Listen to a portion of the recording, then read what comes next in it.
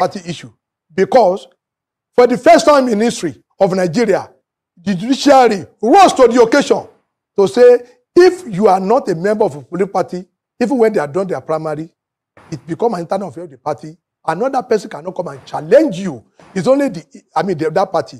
If that law has not been put in place, I can assure you, Labour Party will not have a single candidate, because most of the people that came, they came after PO, and we have concluded all our primary. So we should even be grateful to the Supreme Court to at least navigated us of that, issue. So nobody should now say, oh, there was a stolen mandate and administration is illegitimate. There is no illegitimate administration. We need to prepare, and this is why we are telling Peter Obi, look, let us prepare for 2027. But if you are not ready, if you are following what Joajero, what Aisha Yusuf of this war, we be following PO all around, and he will be telling you we have an illegitimate administration, and Mr. Peter Obi will dance to that, then he cannot be a candidate in 2027. Because is it when he becomes president, he now want Nigeria to be respecting him? No, you must respect constitutional authority. Nobody, even including lawyer Dele Fámúrítì, came on here to say administration of Tinubu is legitimate. Is he saying the judges at the Supreme Court, they don't know what they are doing? I think we need to be careful. But we do not want any of them attach Labour Party to their preface.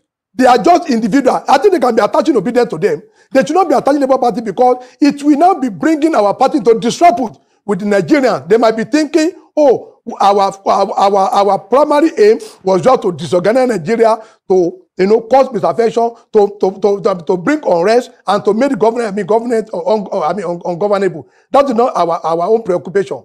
The enemy of my enemy is my friend, yes, because they told Abure we are your friend. They told Alhaji Papa and our team that we are your enemy. But Abure now got to know that they are not also his friend, because they just wanted to use their political commission to unsettle Nigeria, so that Nigeria will not know peace on 2027. And that shouldn't be, the issue here. An election has been announced. INEC announced election. There was litigation, which is their right, of PDP and APC. And let me also put the poster.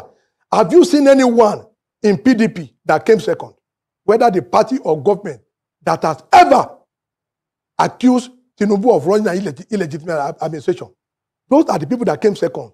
Why? Only in the obedient that are loyal to PO. You need to call them to order, and that was what we are saying, that we unite our unity with Abure, that have returned Apapa back as Deputy National Chairman, that have returned back as National Public Secretary, and the rest of us is that, come, let us reason together, let Nigeria be one. We will prepare, and if Obi is not ready to respect the constitution of Labour Party, because he's not our leader. The chairman is our leader, is in Article 14. The chairman is the leader of the party, and he shall provide leadership. Until when the constitution change, nobody should refer to Peter Obi as our national leader of Labour Party. We don't have that, like in APC or PDP. The national chairman is the national leader of the party, and the state chairman are the state leaders of the party. And that is what our constitution entails now. So they should not come and bring all those, their importation from PDP or APC into our party, to now be ascribing Peter Obi as our national leader, and that whenever he says disobey court order, they will disobey. If you tell them obey the court order, they will obey. So as we speak now, we and Abure, we are 100% together, and we are going to pilot this party so that at least we will have something to show Nigeria in 2027 why they needed to trust us with Nigerian administration. Now, Mr. Arabambi, can you react, to insinuations that the Lamidi Apapa faction has been working in tandem with the APC, to destabilize the Labour Party so as to frustrate Peter Obi's chances at the presidential elections in 2027? Thank you very much. The question, this character assassination has been going on for a very long time.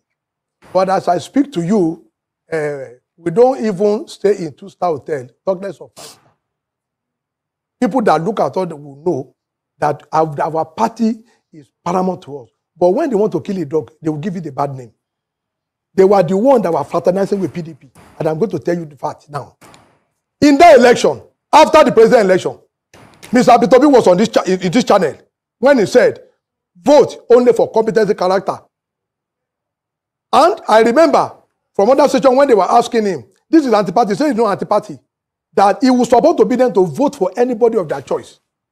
That shouldn't be a statement from a leader of a political party. In Enugu, they voted against Labour Party. And I know why we lost. In Oyo, all of you saw him. He went to Makinde. Please, give me your vote. I will also support you for governor. Our candidates were, were there. In Ogun, we do not have, government candidate. Everywhere I go, even in Plateau State, in Nasarawa, he went there to meet the PDP people that, vote for me as president, we'll vote for you as governor. So why are they coming? We did their notion that, we are working for Tinubu. I have never met the president. Like I told people, it's only the word that I know because we attend the same church. I've never met president. We don't have any connection with him. We don't know anybody there that they will say, they were the one that were working with APC to the Labour Party. In which area? They should not be, they should be able to substantiate that claim. Not just coming into the public space, and they will just open their mouth and say whatever they like just to curry interest. We have never worked with APC to destabilize Labour Party. But you can see who is working to destabilize Labour Party. They wanted Labour Party to destabilize Nigeria. But because of our insistence that no, this man has been declared as the president of the Federal Republic of Nigeria by the Supreme Court. Let us obey it. But you know what? They are lawbreakers. And that's why they said they should not obey the FCTI court. The one that now affirm Abure as the national chairman, what did they do with it? They said Abure will have to vacate. How can the Court of Appeal, two concurrent Court of Appeal that we have appealed against, affirm Abure as the national chairman of a party? And they are now saying no, if he has to vacate. They want to put one Abdulwahid Omar and one other person there. And even look at the National Transition Committee. Out of 27, 19 is from the Southeast. That's why we are telling you, Ajero, come. Gentlemen, you don't just come and run Labour Party as if to say we are a regional party. Don't come with this to run. Inform the National Transition Committee. They even wrote letter to INEC. And I don't want to tell Professor Mahmoud. The letter they wrote to you, we have dragged you to court. Well, we have sued Professor Mahmoud in court now, restraining him from having anything to do with the NSC. Well, the Labour Party ought to remove Abure. Abure should remain there until when Supreme Court, will give their judgment. Abure will remain there, and we are going to support him. All right, Mr. Arabambi, thank you so much for joining us today on Newsday. Wow. Good morning, good afternoon, good evening to every one of you right there. Although I still have one little video to play, but I needed to come in first on this particular video that I just played. Thank you very much, my people. I appreciate every one of you. And God bless you. Now it's another wonderful day. Today's Monday, 24th of June, 2024.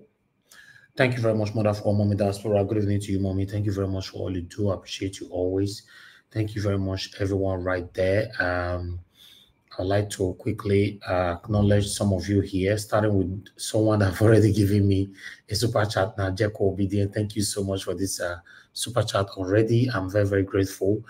God bless you. Your pocket never run dry. I'm grateful. And those of you right there, Peter Ife, Tony Africa, he's also said, thank you very much. Ijedima, GK, Keribe, thank you, Madam Ellen. Thank you very much. Pat Sonny, Oriomi Abdul, Kwabena Adams, Pat Sonny, Mr. Johnson Emmanuel, Stephanie Ojek. God bless you all, my people. Ijedima, right there with us. Thank you, my people. End Time Crusader, thank you very much. Thank you, my wonderful people. Madam Obi Ashoko, thank you very much, man. Good evening to you. Good evening to every one of you. Osage Odiase, good evening to you. Thanks for joining us, my wonderful people. Jacob Obedient, and many others right there. Joshua, I can see you right there. Mike Akyombare, thanks for joining us. Good evening to you.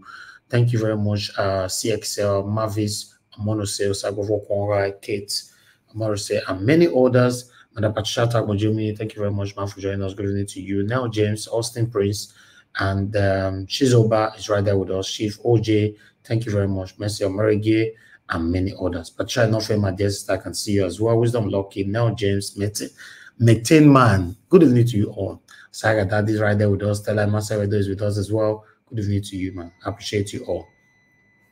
Right, my people, I would like us to move on right now. I know I not mentioned some names, but please understand with us, we just need to move on. I'm supposed to have showcased it on screen, but I could not resist this man by just coming in. Wow. Okay, at this moment, my people, Peter Obi have been sidelined. Peter Obi is not part of the Labour Party anymore. All of them are against him. Peter Obi is standing alone. at this moment. Yes, I know some of you will start arguing with yourselves again now. No, no, no. Yes, but that's it. Peter Obi have been, I don't know. I wish I can get other words I can use to describe the current situation of Labour Party. So the only thing that Peter Obi needs to do right now is by moving out. Yes, he should move out because none of them need him anymore. Tell me, who is in Labour Party right now that need Peter Obi? The national chairman, Julius Abure, doesn't need Peter Obi. Arambabi doesn't need Peter Obi. Apapa doesn't need Peter Obi. And many others in the party doesn't need Peter Obi. So at this moment now, Peter Obi needs to move on. It's crazy, man. Kai, money, see what money they do for our country. Now, wow. This is so pathetic. Very, very pathetic. You see, when you are fighting corruption fight back. Yes, it's not easy. My people, there's every reason or rather possibility that we might not have that new Nigeria we are fighting for. Because listen, a lot of people have benefited from this situation we find ourselves in Nigeria for decades. And you want to change the narrative and they are fighting back. They don't want it to happen. Just imagine. Almost everybody right now are against Peter Obi. Just imagine. He's not the president of the country right now. I wish this energy is being focused on Tinubu and his satanic administration. But unfortunately, everybody is fighting Peter Obi. I wish this Arambabi was on air telling Tinubu that we are hungry, you must do the right thing now. That would sound good. But look what is going on. It's very, very sad. It's very, very sad. Peter Obi needs to move out, but I don't know. I don't know. It looks, the whole thing looked like it's going to be like a continuous criticism. Yes, that's what it looked like. For some of us that have said in the past that regardless of whatever that is happening in Labour Party, Peter Obi still needs to stay in Labour Party. He's not going anywhere. I wonder what you're going to say now. Because he's standing alone. Peter Obi is literally standing alone. That's the problem now. And information also reached me, which I could not confirm, that was about 3 weeks or a month ago, I can't remember, that even the reps and senators that we have, 80% of them, they don't pledge loyalty to Peter Obi at all. 80% of them. They don't call Peter Obi, they don't pick his call. It's crazy. It's crazy. That's the situation right now. So I don't know how they managed to do all these things. There's one particular tool they told me that is always with Peter Obi, regardless of anything that is going to happen to them. But unfortunately, the rest, they are against Peter Obi. But now my question is, I will be what did Peter Obi do? Let me ask that question first. Then before I move on by saying, I will be very happy if these same people can come on air and just tell us, maybe there's something we don't know. Tell us. Don't just say Peter Obi, me and Abure, we are not the same. Peter Obi is alone. Nobody needs Peter Obi, blah, blah, blah. Now, we don't hear this one now so many times. We want to know now. Tell us. This man, reveal his secret for us. Tell us what he do. Where if he forgot thief money where we don't know. Where they go share money with Ghana must go where we don't know. Where Peter Obi go have dinner with Tinubu where we don't know. Where Peter Obi go do highway robbery where we don't know. Where Peter Obi go do kidnapping where we don't know. Tell us. You guys tell us. Because unfortunately now, gullible Nigerians are already swinging to this now. Yes, they are dancing to this tune because they are very easy to be convinced. They are very, very easy to be indoctrinated.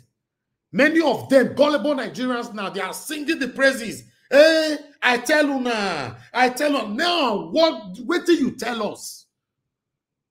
Because that's what some of you are saying. I tell you now. Say Peter Obi is not the kind of person where say he be. Now, wait till Peter Obi be. Me want to know. I'm very, very curious to know. This is what they should be talking about now when they go to channels, when they go to Arise or any mainstream media, any mainstream articles, be telling us. Make sure after criticizing this man, tell us what he do. That's what we want to know. Not be say, I tell you now. I tell you now. You never tell now. You see, the true color don't come out. How? What's the true color? Is it blue, red, white, green, black? We want to know. Enough is enough. Eh? Tell us. Even some of you on the comment section now, you are criticizing Peter Obi. You tell us now, you're right time for comment section. You are part of the satanic group. Tell us what he do. Me want know. Or is anything wrong me asking? Eh? Tell us. Don't write rubbish here. If not, you'll be blocked on earth and the heaven. Look at Etiosa. You are asking, what, do you know Peter Obi? Now make me say, may you tell us. Tell me now, who be Peter Obi? Una no fit dey criticize somebody, una no tell us what he do. Let's assume say me no know him now. I no know him. I and other concerned Nigerians now want to know who be Peter Obi. Make una tell us his secrets. I can people you hate one man like this? What did they happen? Hey, God, though, it's already obvious that we don't enter one chance for 2027. Although, even before the 2027, we're already on the one chance. Obviously, now, the way everything is going on right now, you know, Tinubu will be going for 8 years. If for any reason, una say, hey, you not go, he go put somebody there. Simple. Goes, okay, it's okay. You people calm down, it's all right. No need to quarrel, He go put somebody there. It's very, very sad. You know, it's very, very sad how these guys are treating Peter Obi right now. But I'll come back to you guys. Let's listen to this video quickly so that I'm going to post out a link for those of you that want to join us. This is the best time for you to come to the show. God bless you. Good morning, good afternoon, good evening to every one of you. Amid the controversy that trailed the Kano Emirate tussle, the Kano state government has earmarked the sum of 99.9 million for the renovation of the Nasarawa Mini Palace, where the 15th Emir of Kano, Aminu Ado Bayero, currently occupies. The State's Commissioner of Information, Halilu Dantiye, disclosed this while briefing newsmen on the outcome of the State Executive Council meeting, chaired by Governor Abba Yusuf. Dantiye said the sum was for renovation of the defective wall or fence and surroundings at the Nasarawa Emir's Palace. The government had ordered the Commissioner of Police to evict the 15th Emir Bayero from the palace where he is trespassing on government property and for onward demolition and renovation. Well, this story has been trending for a while now, and it's like a very controversial topic. 99.9 million. I'm wondering what's happening. Renovation is always a good idea, but let's hope that it works towards that effect. That all of a sudden you want to refurbish and demolish the National Palace is because the former emir is there. All this while, why didn't you do it? And because you have a judgment now that is still very subject to interpretation, because there have been many interpretations to the judgment. Why not wait to be able to allow it to go to the appellate court? I think the Kano State House of Assembly has actually taken that case also to the appeal court. So why not wait till we get to the all of this, then the next thing say you want to do? I think it's going to be a recipe for chaos. And I don't think they should do it. I don't even think they can do it. Because the place, from the last information, is well guarded. And when you look at it, the police in the state have also said, oh, they were following court orders, they're waiting for, you know, a stay on all of the activities. I don't think they're going to demolish. I just think it's part of talk. But we should not have this culture where people just go ahead and demolish things because it favors them. Just like this governor, Abba Yusuf, did demolish a roundabout, if my memory serves me right, because it was built by Kanduje. And he wasted money. Demolish. Why would you demolish something there? And this idea of the fact that, oh, everything about my successor must go, or my predecessor must go, that's a bad mentality. That's why we don't grow. At whose taxpayers' money? Please. There are many school children that are out of school in Kano. There are many children that are hungry. There are healthcare systems that need attention. Don't waste that 99 million.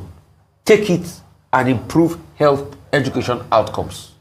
There are many local governments in Kano that still need schools in some areas. There are schools that are dilapidated in Kano. Why can't you use that money to go and refurbish school? You just want to waste our 100 million or for frivolous activity because of your political expediency? As taxpayers' money in Kano, our money. No, we are not in Kano. No, our 100 million. Because you forget, Dr. Abati. Yes. The VAT I pay on eating in Lagos here also is shared to that state. It's our money, with due respect. But you don't drink beer. I don't drink beer. It's not only on VAT we play beer. They collect VAT when you are going to eat in a restaurant. Okay. Yes. On that so note. it's our money. On that note. Because our money too is shared in VAT to them. Please. Okay. Thank you for your... I want us to move on right now.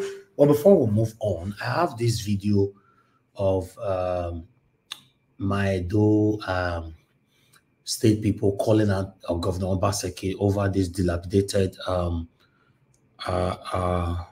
streets. Let me play this video. It's a short video, but I want us to watch it quickly. Thank you. PDP, Obaseki government. Look at the drainage system that was constructed in less than 3 months by the Commissioner for Road and Bridges, Etanozame.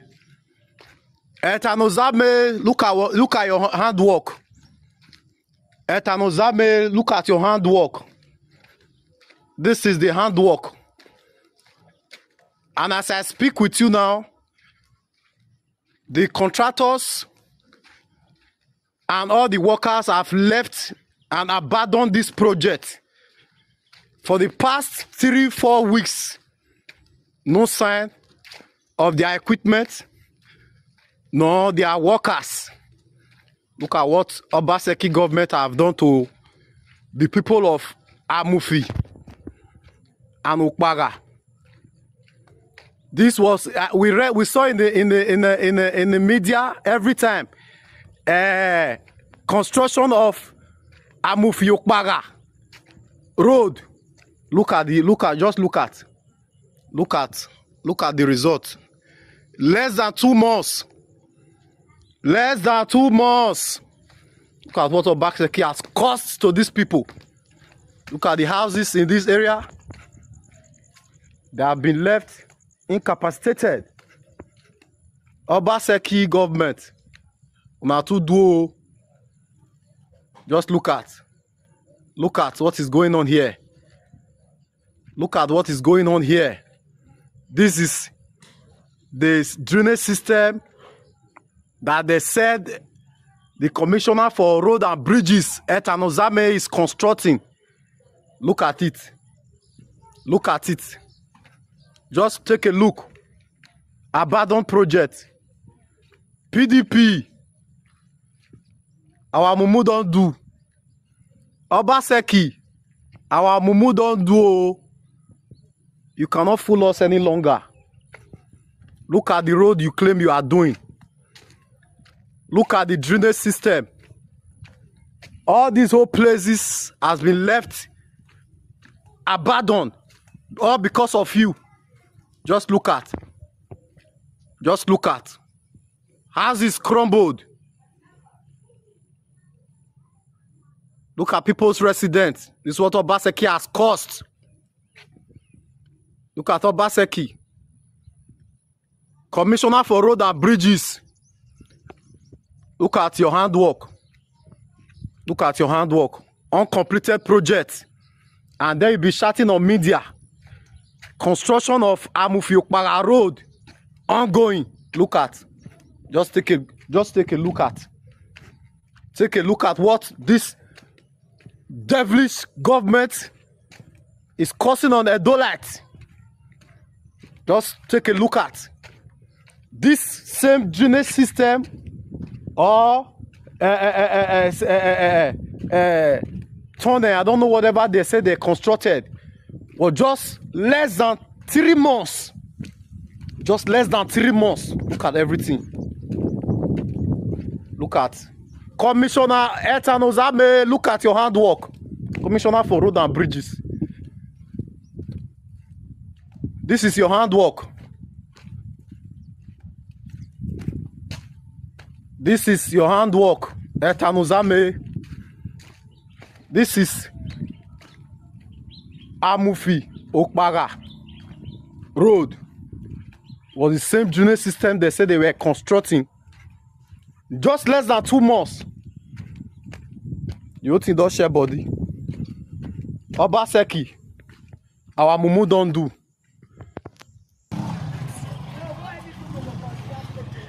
This is Amufi Okpara Road that they are making noise about online in the media. Construction of Amufi Okpara Road. Just look at the pains and suffering that they have brought to these people. Commissioner for Road and Bridges, Etanuzame, look at your handwork. Take a look at your handwork. Every day they will be making noise. Construction of Okpara Amufi Road ongoing. Look at. Very selfish and wicked government that we have. Look at stores are here. They have been left abandoned. Just look at Obaseki. Okay, guys, let me quickly say this. I have to pause this particular place. Please, make una dey honest to yourself. And I know say they talk all the time, even though I know nobody is perfect. But sometimes, if you don't want to be honest to anybody, be honest to yourself. You see Edo State as it dirty, as it smells. You see. I know some people they vex now. No, why you they talk down on your state like saying I worship, I can't worship. I say things how it is. Just look. In this postmodern world, just look at a state. Look at a state. Okay, maybe the only place that we know as a state in a ring road, the roundabout, King Square. Those everywhere fine. Solar light is working. Abioso power plant is working. Just look. Just look. If I talk, they'll say no. Maybe still they praise your state now. Why? Listen, in case you're not aware, the only media that put Obaseki under pressure throughout these 4 years in office, we even do small thing we do for una. Now me particularly and my team, yes, but I don't appreciate us one day now. I'm talking about Edo people. I don't appreciate us. Most of them, I don't appreciate us. I just believe it's a normal thing. Look. Are you proud of what you are seeing right now on the screen? Okay, now the people where they record the job what Obaseki do, they're blind. They don't see this one. A balanced reportage. You're supposed to go back here. Say, my people, now me they show all this road. I know say when they new do this road, I show them all. But see the way it be. Now I can't say I can't show now again. Say I be. But they don't see that kind of thing for Nigeria. When they don't pay their money, now they take some of that money, give their wife a cook pot of soup. Their brain don't change. Because they are suffering. Of course they are suffering. If somebody can travel all the way from America to Nigeria, go the show road, what Obaseki do, is that not suffering? Is that not somebody that was frustrated in America for more than 30-something years? That's suffering. That's the height of poverty. $5,000. Because of $5,000, now this old man, a man of almost 60 years old, travel all the way to Edo State. Go the show road what Obaseki do. Is that not disgraceful? Are we going to continue to pretend that we are not seeing the pains that these satanic politicians are inflicting in us? Are we going to continue to be pretending just because say you love and they don't send you? Look at, you can see what I post on the screen right now. How do you justify this? What will you say now? Oh, okay, some of you are going to come to the platform later or anytime. Maybe at the moment now you're already arguing with your wife or your husband, saying that, Beggy, Nigeria, what you do they talk? For America, it happened. For Canada, it happened. Because that's the kind of comparison you guys are doing. Satanic comparison. Look, disgraceful. Anyway, I'd like to take this article quickly. I only have 2 articles. Don't worry, guys. I'm not going to stay here for long. You know, this is disheartening. Now what? Anyway, there you go. Revolution that will consume Tinubu's government over hardship will start from the northern Nigeria. Dele Farotimi sent warning. These are the kind of people I respect. People who live in Nigeria and they still continue to say the truth. I doff my heart for this man. These are the kind of people I respect. Now, Siam, why you see that one just now they come now they accuse Peter Obi? You could not tell us what Peter Obi do. Instead of you to use your time, they granted you interview that lasted more than 20-something minutes. You could not use 1 minute inside to call Tinubu out that we are hungry. Anyway, many of you will still justify that. That's fine. According to him, an average Igbo person has learned not to. Who's this? Please don't call me now, please. An average Igbo person has learned not to depend on the government, so it is easier for them to survive on their own. Human rights lawyer Dele Farotimi has said that the current Nigerian system is not sustainable and that the revolution and problem that will destroy President Bola Ahmed Tinubu's government will come from the northern region of the country. I'm just going to leave that one right there. Let me bring the last one in, which is coming from our principal, Mr. Peter Obi. Okay, Mr. Peter Obi have this to say. Exit of multinationals has cost Nigeria 95 trillion naira in 5 years. Peter Obi. Yes. You know, say the veto can say that whether a statistic now will go shop. But Peter Obi have reviewed that, but because of time, I'm not going to read more. But in case you want to read more, that is Vanguard. That is all I have for you guys today. I just want us to start talking. Thank you very much, my people. For those of you that want to call in, I think it's better you call in right now. Let me pick your call quickly so we can move on. You only have 10 seconds to do that. If not, I'm going to assign someone. Okay, somebody's already calling in already. We have Madam Origin on the phone. Madam Origin, thank you very much for calling in. 10 seconds to do that. If not, I'm going to ask. Hello, Madam Origin. Can you hear me, ma'am? Hello. Hello, good evening to you, ma'am. Please talk to us. Thank you very much for calling in. Hello, everyone. Mr. Niger Watch, thank you for this candlelight. Thank you for this candlelight. Thank you. Your resilience is unmatched. Your courage. If I find anyone more courageous, I'll still let you know. I have my mouth to do my talk. Your consistency is unmatched. Thank you for the energy. Thank you for all you do.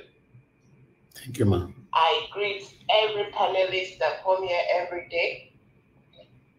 I thank every one of you. It's I know all of you come in shaking, and it's like what in the world is going on. It is what it is. It is Nigeria. Mama Diaspora, let me see. Where are you, ma? Hello. God bless you. Thank you for giving us a son that is not giving us hiccup or headache. I will always use that word because it is a basket. When I multiply it, it can fill a basket. Thank you so much. Thank you for all the ninjas. Thank you for everyone. You all know my job. I am Madam Origin, and my job is exclusively to encourage the people I come here for, the youth of Nigeria. Please, please, please. We have come to do our civil duty. We have come to tell ourselves the truth. Our objectives are simple. We are sharing information. We are telling each other the truth. We are trying to remove all the nomenclature that has been put in us that is life-threatening. Look at Arabambi, and by the way, for all of you, excuse me, all the Christians that are here, Arabambi is almost close to, is he man of God or God of man? In fact, he is so close up to where he can reach the wife of the president through his church, RCCG. So Arabambi is no small measurement. He is one of the known people in Nigeria. So you people should not start here and start castigating Arabambi. Arabambi is in the system. And I beg everyone, the reason why we come here is for the truth. There is so much put in us that we are almost acting like our elders. I beg you, please. When you wake up in the morning, tell yourself you refuse the system that has enslaved you. It is real. We all are in this. Don't even begin to exclude yourself. Let me give you an example. Whenever you come here, you talk about all these Nigerians. Hello, you are the Nigerian. You are the one. You have been brainwashed. You have been taught how to talk. You have been taught how to talk in the line of what these people want you to be saying. For example, you are taught to verify the righteous and to fear the wicked. That is one of your own doing. Go and check it everywhere, how we talk, how we reason, how we look. You see, look, example, a few of us will look at what Arabam is saying in a different light. The only people that you will hear that will see Arabam in his eloquence that can put a hold in what he is saying is people that has followed up with this evil that is going on, this all right, thank you. Administration in the last 1 year. And I tell you, all of you now, you are afraid of Boko Haram, aren't you? You are afraid of all the people that thank you, to drive you out when you are going to this thing. But people look at the people Arabambi nation, Kenezoko, Modelo, Teleparotini, Aisha. You will soon join him to begin to castigate them and castigate Mr. Okay. Thank you, man. God bless you. Thank you so much for all you do. Okay, we have Mr. Chimeze with us. Thank you, sir, for calling in. Good evening to you. Hello. Yeah, good afternoon, good evening, everybody. Thank you, sir. Please talk to us. Happy New Week. Yeah, Niger Watch. When that Arabambi was saying something, I was so angry. Yoruba say, how did they say it? I think I'm upset. Whoever that is supporting a Labour Party, I'm sorry for you. In fact, I can say nobody should vote Labour Party no more. Because look at what Arabambi was doing, it's not saying, lying. Okay, you ask question about why are they attacking P2B, especially Arabambi and Co. If you listen, you heard what he said. He said P2B don't follow rule of law, follow whatever, don't obey court order. You see, when he was saying that's the reason why they see that Supreme Courts or whatever have affirmed Bola. You know, that's reason why they see everything. They went back to Abure. That's why they don't now come together. So all of this thing he's saying, I was, I don't know, they did what they did. Then you're coming now and still doing the thing where you have one leg in APC, then one leg in Labour Party. It can never work.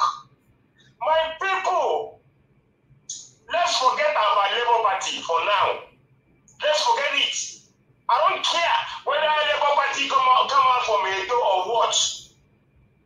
But what I know that Labour Party, what he said about that the Labour Party had been bringing people to the government.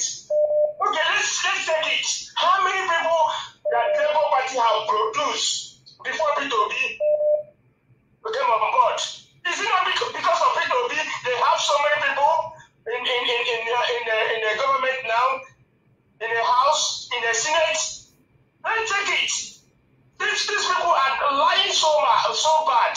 Araba is lying.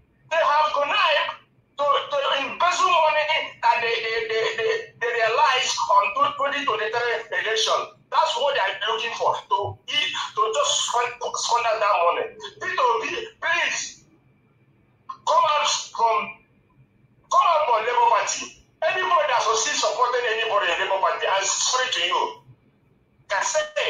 Then, you see, Ms. Davis, I want to tell you something about road and the government. You see, that road, the people that I'm angry with, the contractor, whoever is contractor of that road, need to hold responsible to come and give account of what he did. Because a good contractor can never come out and do roads that just spoil. It's not done that anywhere. I know the same APC. This one is Igbo man. In close to Anovi, he did one road. I asked him, have this road complete? He said, you don't know what's going on. I said, what's going on?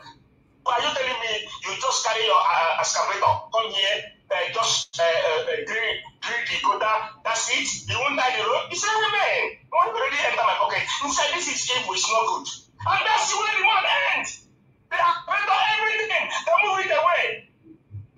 It's the people, the contractor, they awarded the road.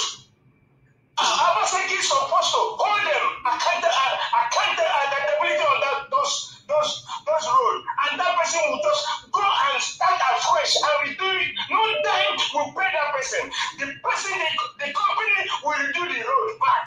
Much government will redo the road. The same company, the same contractor will do it, because I don't think it's Obaseki is doing the road by himself. He has a people, he has a contractor, he has a company. They awarded each road. It's for you to do the road the way it's supposed to be. I don't know why when we see the road, we enter bush. We see road and enter bush. They can't do the road that way.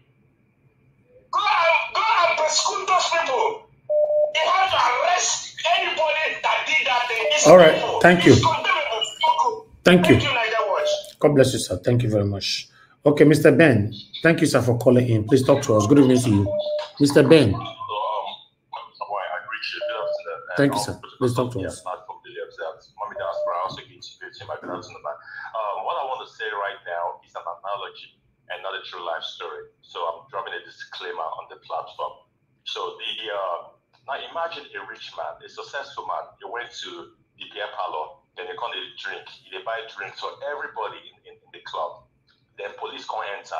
They come arrest the man, arrest everybody for them, on the basis say that they into some type of shady business where they don't feel proof. They come carry all those people with their successful man go courts. Then they call witnesses to either talk about the character of the people or talk about any shady thing where they don't say those people don't do. That rich man, where they buy drinks for everybody, they can't call the wife. Now, analogy, true life story, they can't call the wife, say, madam, can you see anything about your husband? You know what's in the woman talk? Because the woman no like the man as they buy drinks for everybody, and because the man rich, then the wife can't talk, say, no, my husband is a ritualist, my husband is a criminal, I have evidence that my husband stole XYZ amount of money, which is not true, but because it was coming from the wife, they sent that man to prison, and the woman can't inherit everything where the man gets. This is an analogy just to describe what's going on in the Labour Party. You see Akpata, you see Abure, that they be the wife, the husband of Peter Obi. What they are trying to do is to drive away Peter Obi from that, from Labour Party, so they can garner all of those people where they don't, within their Senate and their House of Reps, and also to gain some type of support from the obedience to paint Peter Obi as a bad person and to give that a dog a bad name, which is Peter Obi. That's what they are doing. Those people, I said this so a while ago after the election. I said there are people in Labour Party that connived with the ruling party to sabotage the candidacy of Peter Obi. I said it many months ago. You still have the video, you can play it. Because it's so obvious now. Look at Arababi, look at what that man is saying. For a man that came out of your party and wanted to be the president of the country, you are out there on national TV, in the eyes of the world. In the eyes of the world, you are killing and bastardizing the image of that same man.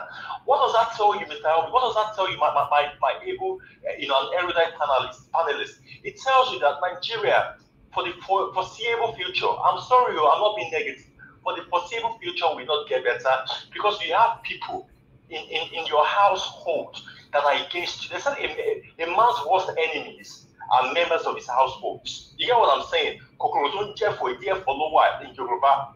Now the proverb is that Peter Obi has a lot of enemies in his corner. People that don't want him there. You know why? Because they know that if Peter Obi comes in, there's no money to be shared. They know that there's no national cake to be shared, and everybody will be accountable. So they would rather not have that man there. Mr. Obi, that's my submission, sir. Thank you very much. Thank you, Mr. Ben. Thank you, sir. Okay, callers, I think we should move on right now. A lot of people called you. Okay, Gingerbread Man, you called in. I'm returning your call. Be a quick pick so that we can move on. Gingerbread Man, are you there?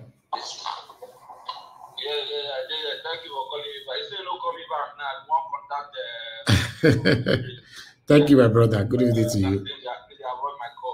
So, Mr. Naida, what you're doing a very good job. I want to be very quick, Okay. I want to make the submission with regards to Arababi.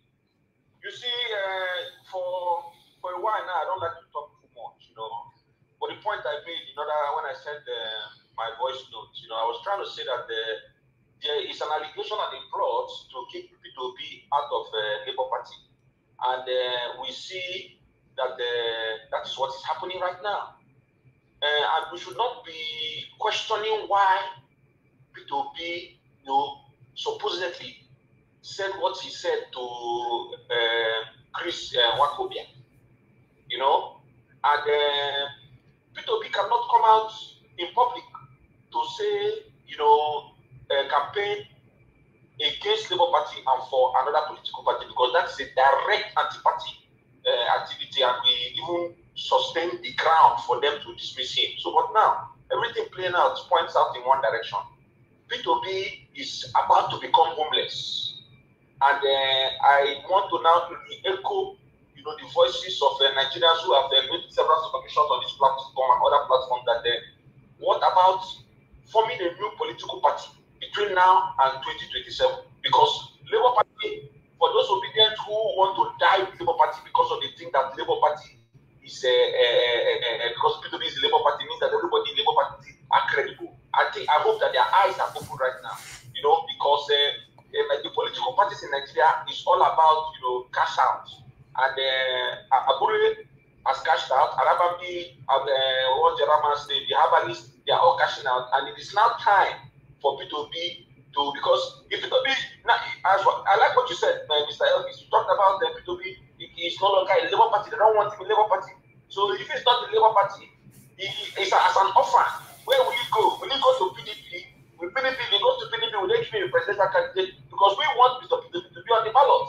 So in the absence of Labour Party and PDP, what is left on the table is to form a new political party. So if P2P is hearing my voice right now, and the supporters in real obedience, let us fund a new political party where we know who are going to be in the board of trustees and who are going to mount the executive positions, and make sure that they are well vetted to avoid every criminal element to hijack space and truncate our quest for a new Nigeria. Thank you. Thank you, my brother, Gingerbread Man. Thank you. Okay, I'm returning Tony Africa quickly. If you're there, okay. Thank you, sir. Good evening to you. Please talk to us. Yeah, talk to us, sir. Yes, sir. Thank you. So I still remember that you gave Obi 48 hours, and it's already 72 hours now. So Obi have to come, or you suggested that he can go to Arise or anywhere, you don't care if he comes to you or not, but he hasn't responded. I don't know why these scholars are trying to defend the indefensible. into the party like Obaseki did. He came into PDP and divided the PDP. Cause war. You know, the same thing Obi is trying to do. Obi, you know, is a human being. It's not a perfect human being. Nobody is perfect. So I don't know what by just, you know, assuming. You know, so Obi should come or come out, as you said, and then he come to you. You wrote him personally, also privately. He didn't respond. What people try to come out for him? We should be happy that this other fashioner, these people that originally owned the party, they are coming together so that they can go to practice politics like it's been done in Europe or, you know, and in the Americas. You know, that no permanent enemies. But they're trying to save their party from being swallowed up by Obi and his gang of those, you know, coalition. He's trying to fall with all those mullahs, all those PDP people. Where, you know, people that drove him away, they gave him the umbrella to shade him. Now he's coming to the, you know, the same thing Obaseki did. That's what we're supposed to be looking at. Then to the other guy that's in America. I know that you don't want to mention anybody's name, but I will mention his name. His name is Iranomigo, and then we, you know, so what he did is very wrong. You know, that is the same guy that was working against Ighodalo from the outset by telling the world that Ighodalo's mother was a Yoruba, that he cannot, and then the people of Esa extraction have already ruled twice. That is none of that the people are not good, the people are not good, that it is the African people that will still continue. I don't know why it's not coming, and then now he has just exposed himself. You know, I know that you have already blocked me for your, you know, from commenting on your platform, but let me tell you what you seem to be, you are Obiako. No, you can't insult him here. Okay. So we will not be insult. Make a long call and wife them. Okay. So and then I don't say before when when they sort Adamu Aliyu, I call you Adamu that hey, I'm taller than you, I'm bigger than you, I'm more educated than you, I'm more but I consider that if we shot past Adamu Aliyu, he will show more. And now he calls just expose you. Okay. You see yourself. And then it's just a begging. Thank you. Please, don't forget me, take my charge. The woman that you said that you don't want to have as a first lady in Edo State because of Igbo-ness. Now, you will go get one child. Now you say, why would you want to that woman to adopt as a child? What the hell is going on? Okay. So people Thank you. Talk as Ghana represent him. He's keeping it steady.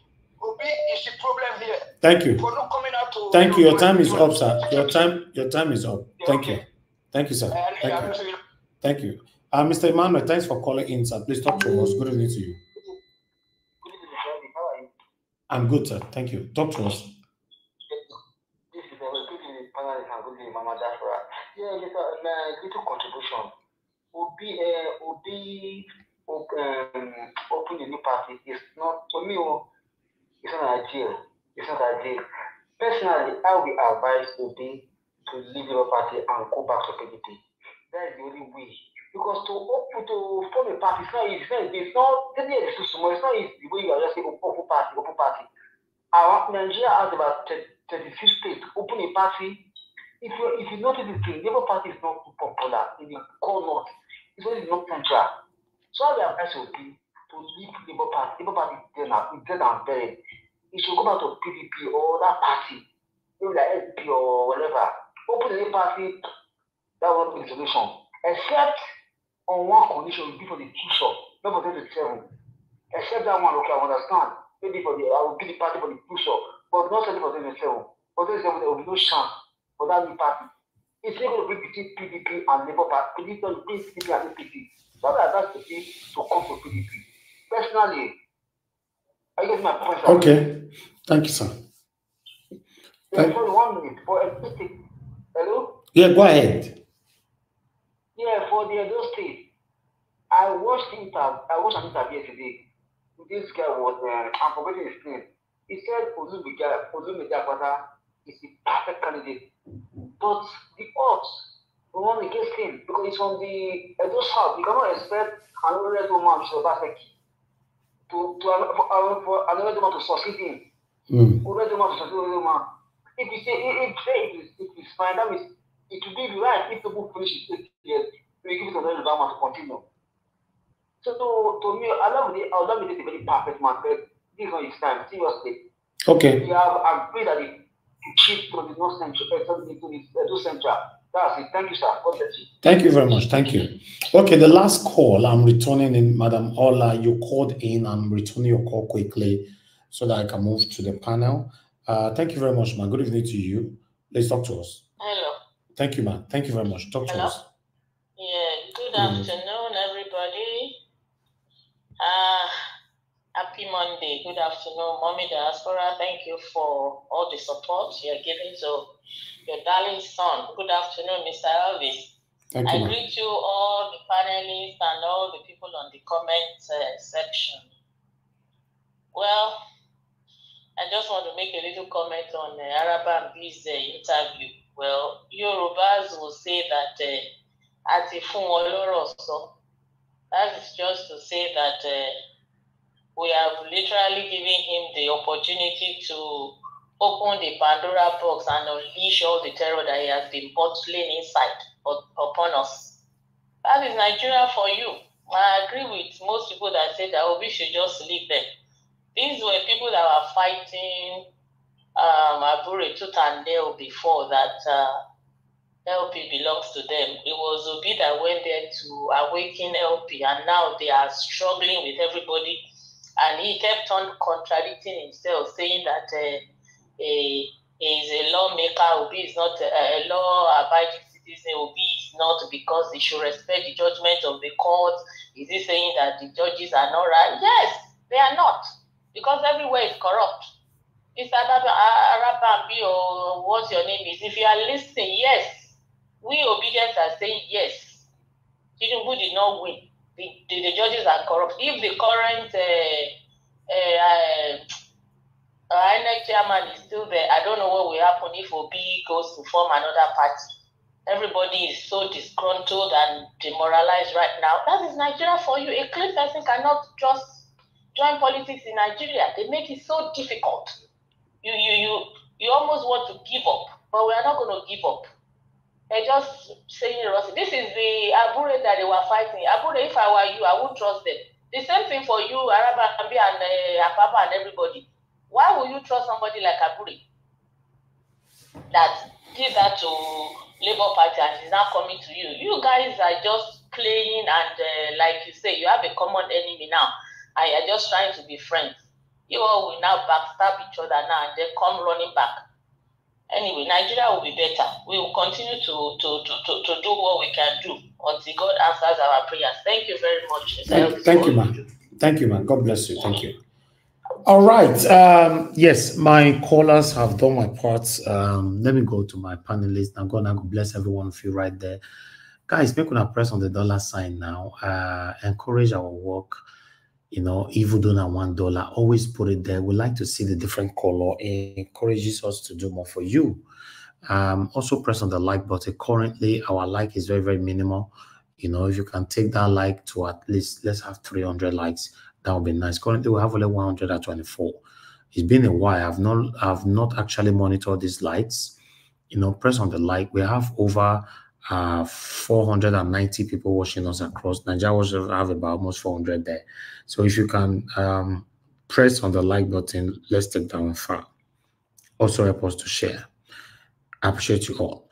Okay, the first person on the panel today is Mr. Jonathan. But before that, where is our brother? Give us our mandate. We never hear from him for like a week, I guess. Give us a mandate. Where you did? Are you taking a break, or you are just you are already getting tired of Nigeria's situation? It's not easy, eh? You know, a lot of people getting tired of Nigeria's situation already. But still, we told we should ask. Then, Obibueze, we miss you. Shoots Obibueze, we miss you. Where are you, sir? Where have you been? It's been a while. We'll never hear from you on this panel. You know, so I'd like to hear from you. Then, Madam Busy Brains, we are still looking forward to having you back anytime soon by God's grace. We miss you. You know, many others that we've not heard from. We want you guys to know that we miss you all. Do your part, come back here, put your voice to our voices so that it can go far. It's a collective effort. One person cannot do it. Thank you very much. Now God bless you now. All right, I'll call on the first person to speak. Yes, sir. Everything don't pop here. What it concept of again? Don't worry. Now the language I'll teach you when I speak. I beg. I know they understand all this kind of thing. Carry me along, I beg. Don't put me on suspense. Thank you. All right. I appreciate every one of you, my people. Thank you so much. Let me start with Oga Jonathan. Mr. Jonathan, please, I'd like you to talk to us. Good evening to you, sir. You have 8 minutes. Thank you. Thank you very much, Mr. Elvis. I greet you once again. Thanks for the good work you are doing. God bless you. I greet all the fellow panelists, those on the comment section. I want to greet Mommy Diaspora today. I greet you, man. God bless you. I greet everyone. Welcome. Today I just want to start by saying this. First of all, that interview with Arabambi, I believe it was a paid interview. It was a paid interview. He paid for it. It was purposeful. It was intentional to come out and do that. That's why that is the problem with the Nigerian media. They are crooked, unprofessional, and to say it mildly, they are mediocre. Epitome of mediocrity. That's the Nigerian media. This was a paid interview, obviously, clearly. And somebody came there to misalign, mischaracterize, lied against several people. You did not say anything as to, okay, you have got in touch with these people, or you will be getting in touch with them to bring them. You must balance the story. That's the work of, that's what journalism is all about. That's why I said they are unprofessional. So obviously it was paid. So whatever job that you might have done is a crooked job, and it wasn't helpful in any way at all. You didn't mention the name of all those people that he came there to misalign, that they also have the right of rebuttal, and that either you have contacted them before Arabambi came so that they can all be on the spot at the same time. That's how you know it was paid. It was a paid interview.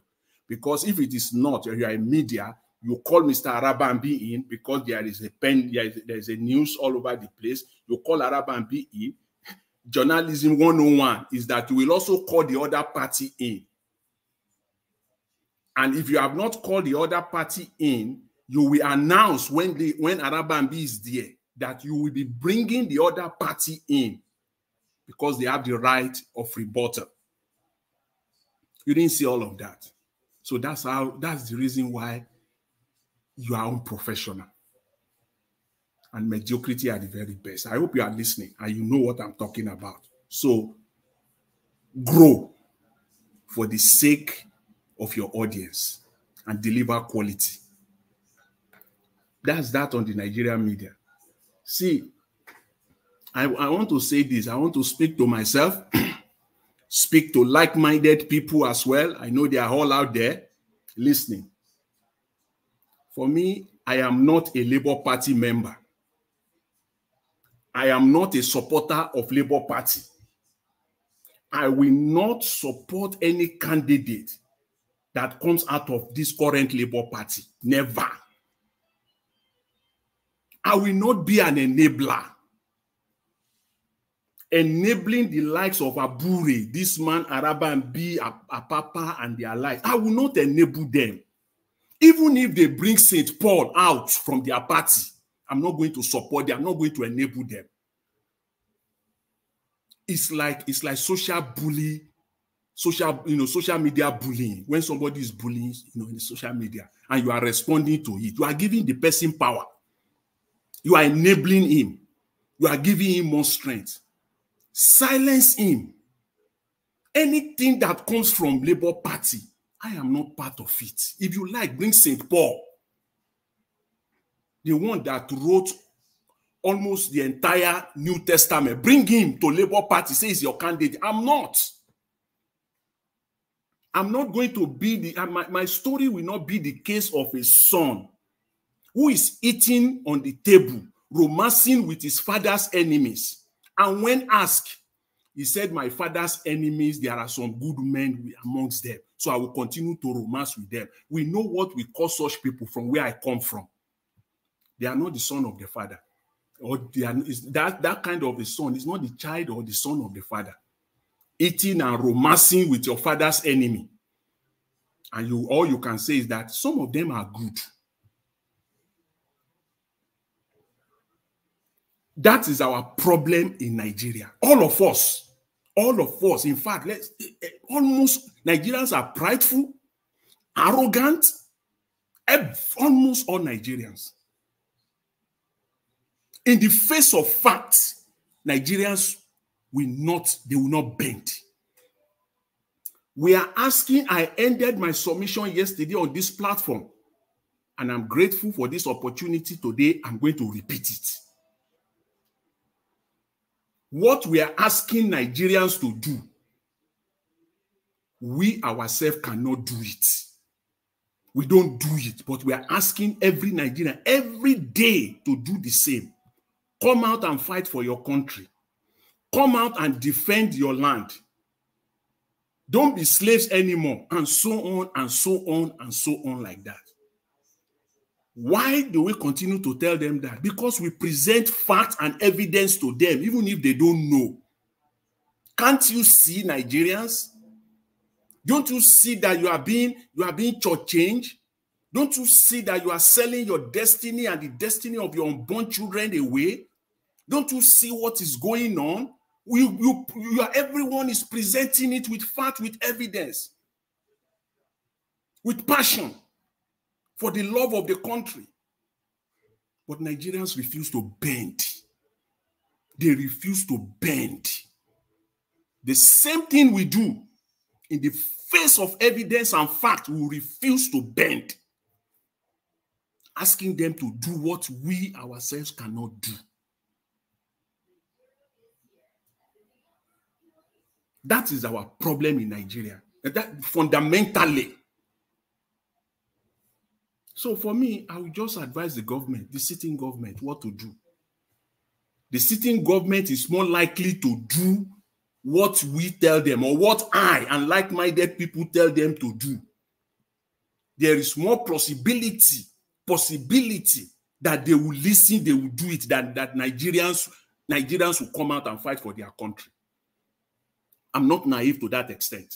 The Tinubu government, there's a high probability that it will most likely do what we are calling for in terms of policies than Nigerians to come out and fight for themselves. So I will focus my attention on that. That is it. This man called, I'm just stunned. First of all, I'm stunned by Nigerians. Nigerians, they say they are obedient today. As I said earlier, asking for what they cannot do. So this man, Mr. Arabambi, who came out today, is very good. In fact, very good. That he came out and he said all this. He spilled everything all out. Misalign everybody that is misalignable. Mr. Peter Obi, Kenneth Okonkwo, Aisha Yusuf, and all of them. Mischaracterize them, lie against them, was lying all over the place. Mr. Arabambi were not stupid. As a matter of fact, I don't think you really know much.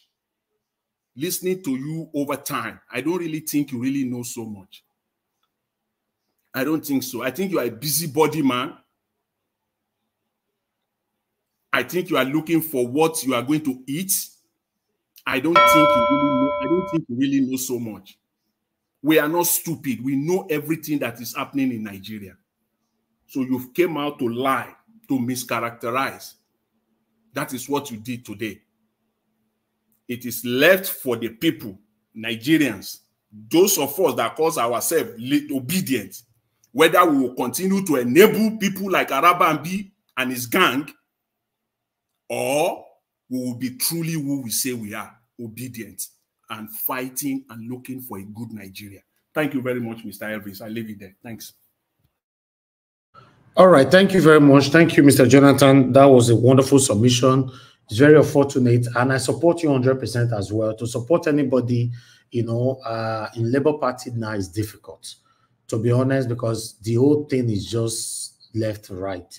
So I'm 100% in support for Peter Obi to move out of Labour Party, but I don't know how it's going to look like, in the eyes of other obedient if Peter Obi move, for example, move to PDP and all that. Some people are calling for him to just create his own party. It's not that easy, my people. It's not that easy. Even though Peter Obi want to create a party today, they will still frustrate this man, But Labour Party is done now, done and dusted. Peter Obi cannot run on that Labour Party 2027. So in case you are dreaming, come out of that dream. Anybody listening to me, it's not going to work. So let's start, if we have a plan B, let's start talking about it. That's the most important thing now, So, but when Peter Obi continue to be quiet with all these things, then with the followers, we don't know where to stand. But nevertheless, let's wait for him to respond. So that's all I can say right now. I want to appreciate every one of you. Thank you so much. I'm going to go bless you now. Yes, the next person is Madam Patricia and Mr. Jonathan. If you are okay, let me, Madam Rita. Madam Rita, can you hear me? Yeah, I can hear you. Thank you very much, man. Good evening to you. Now you good evening.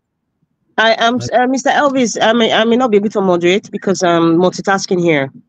Okay, that's fine. That's fine. Thank you. Mr. Jonathan, are you available? All right, that's fine. I'm here. Okay, thank you, sir. Yeah. Thank you very much. Bless you. All right. Thank you. Okay, let's see if Madam Patricia, please talk to us, man. Good evening to you. Good evening, Mr. Elvis. Thank you very much, man. Thank you. Good evening to you. Talk to us. Good evening. Good evening. I would like to start the previous protocol. Thank you. Yes, the State of the Nation, that man that was talking, when he was talking about the election in Benin, my attention was drawn to the fact that he was saying he was mostly concerned about the Igbos, and even said that Oba of Benin, even I love them, but what we are drawing my attention to was that he never said that the Edos, the Benis, they were very accommodative to them. Before they will love somebody, first they have to first create an enabling environment for you. And that was what the Benis did. The Benis are very accommodative. They are not hostile to strangers. He never mentioned anything about that.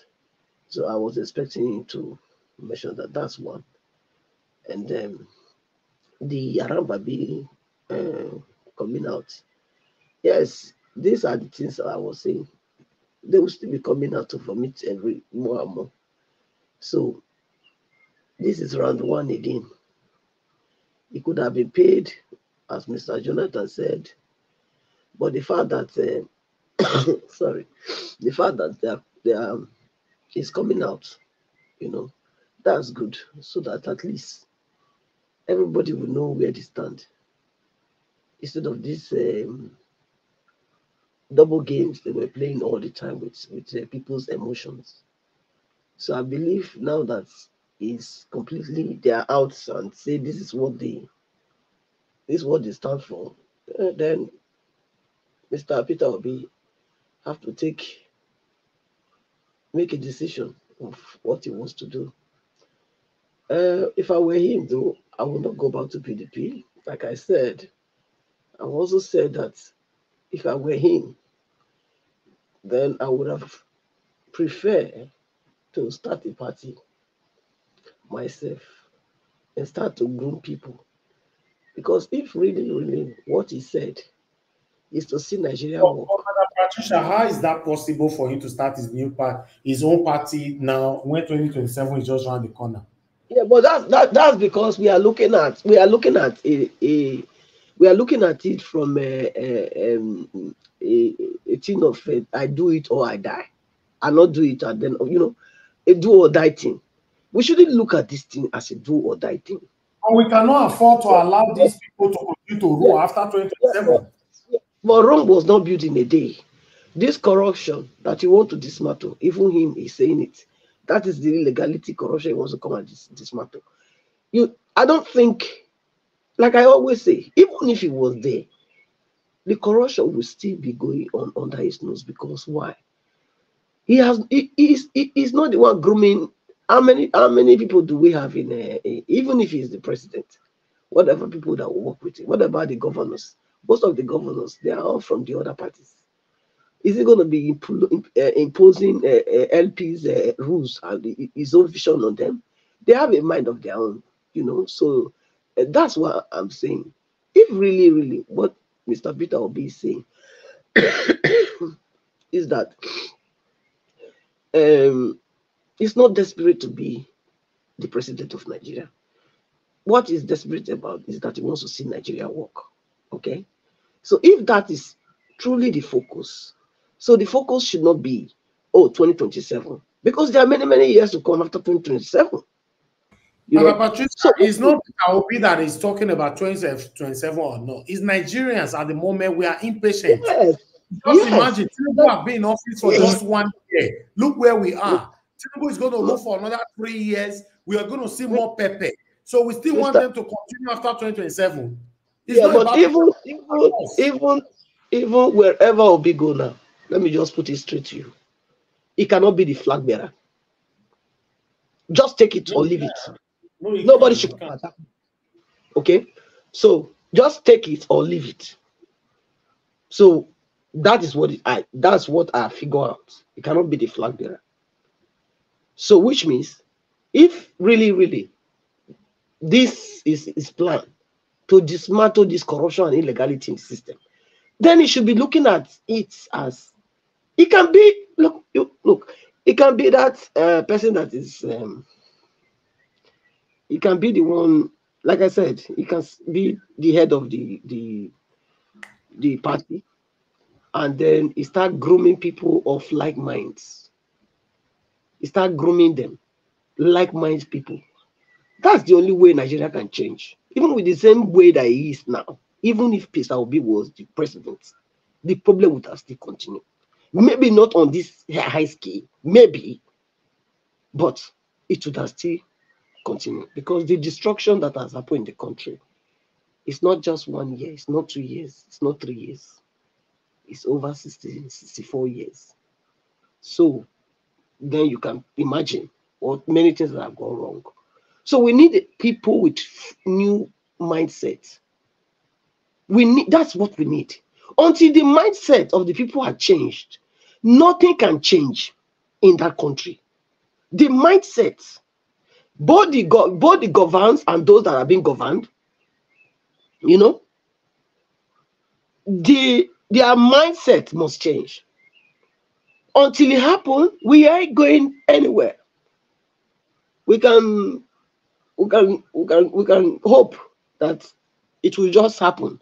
It will not just happen.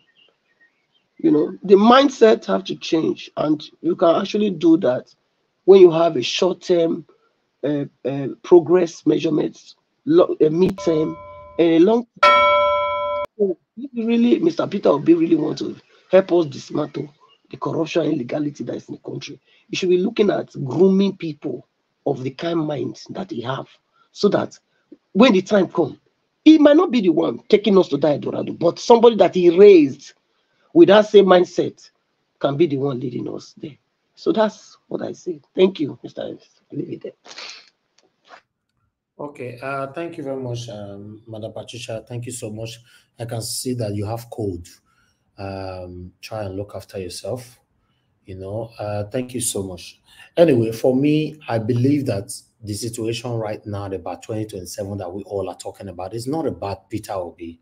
To be honest, the reason why we all are singing Peter Obi, because at the moment, I repeat, at the moment, is the only person that we see that we can visualize that can change the narrative for us.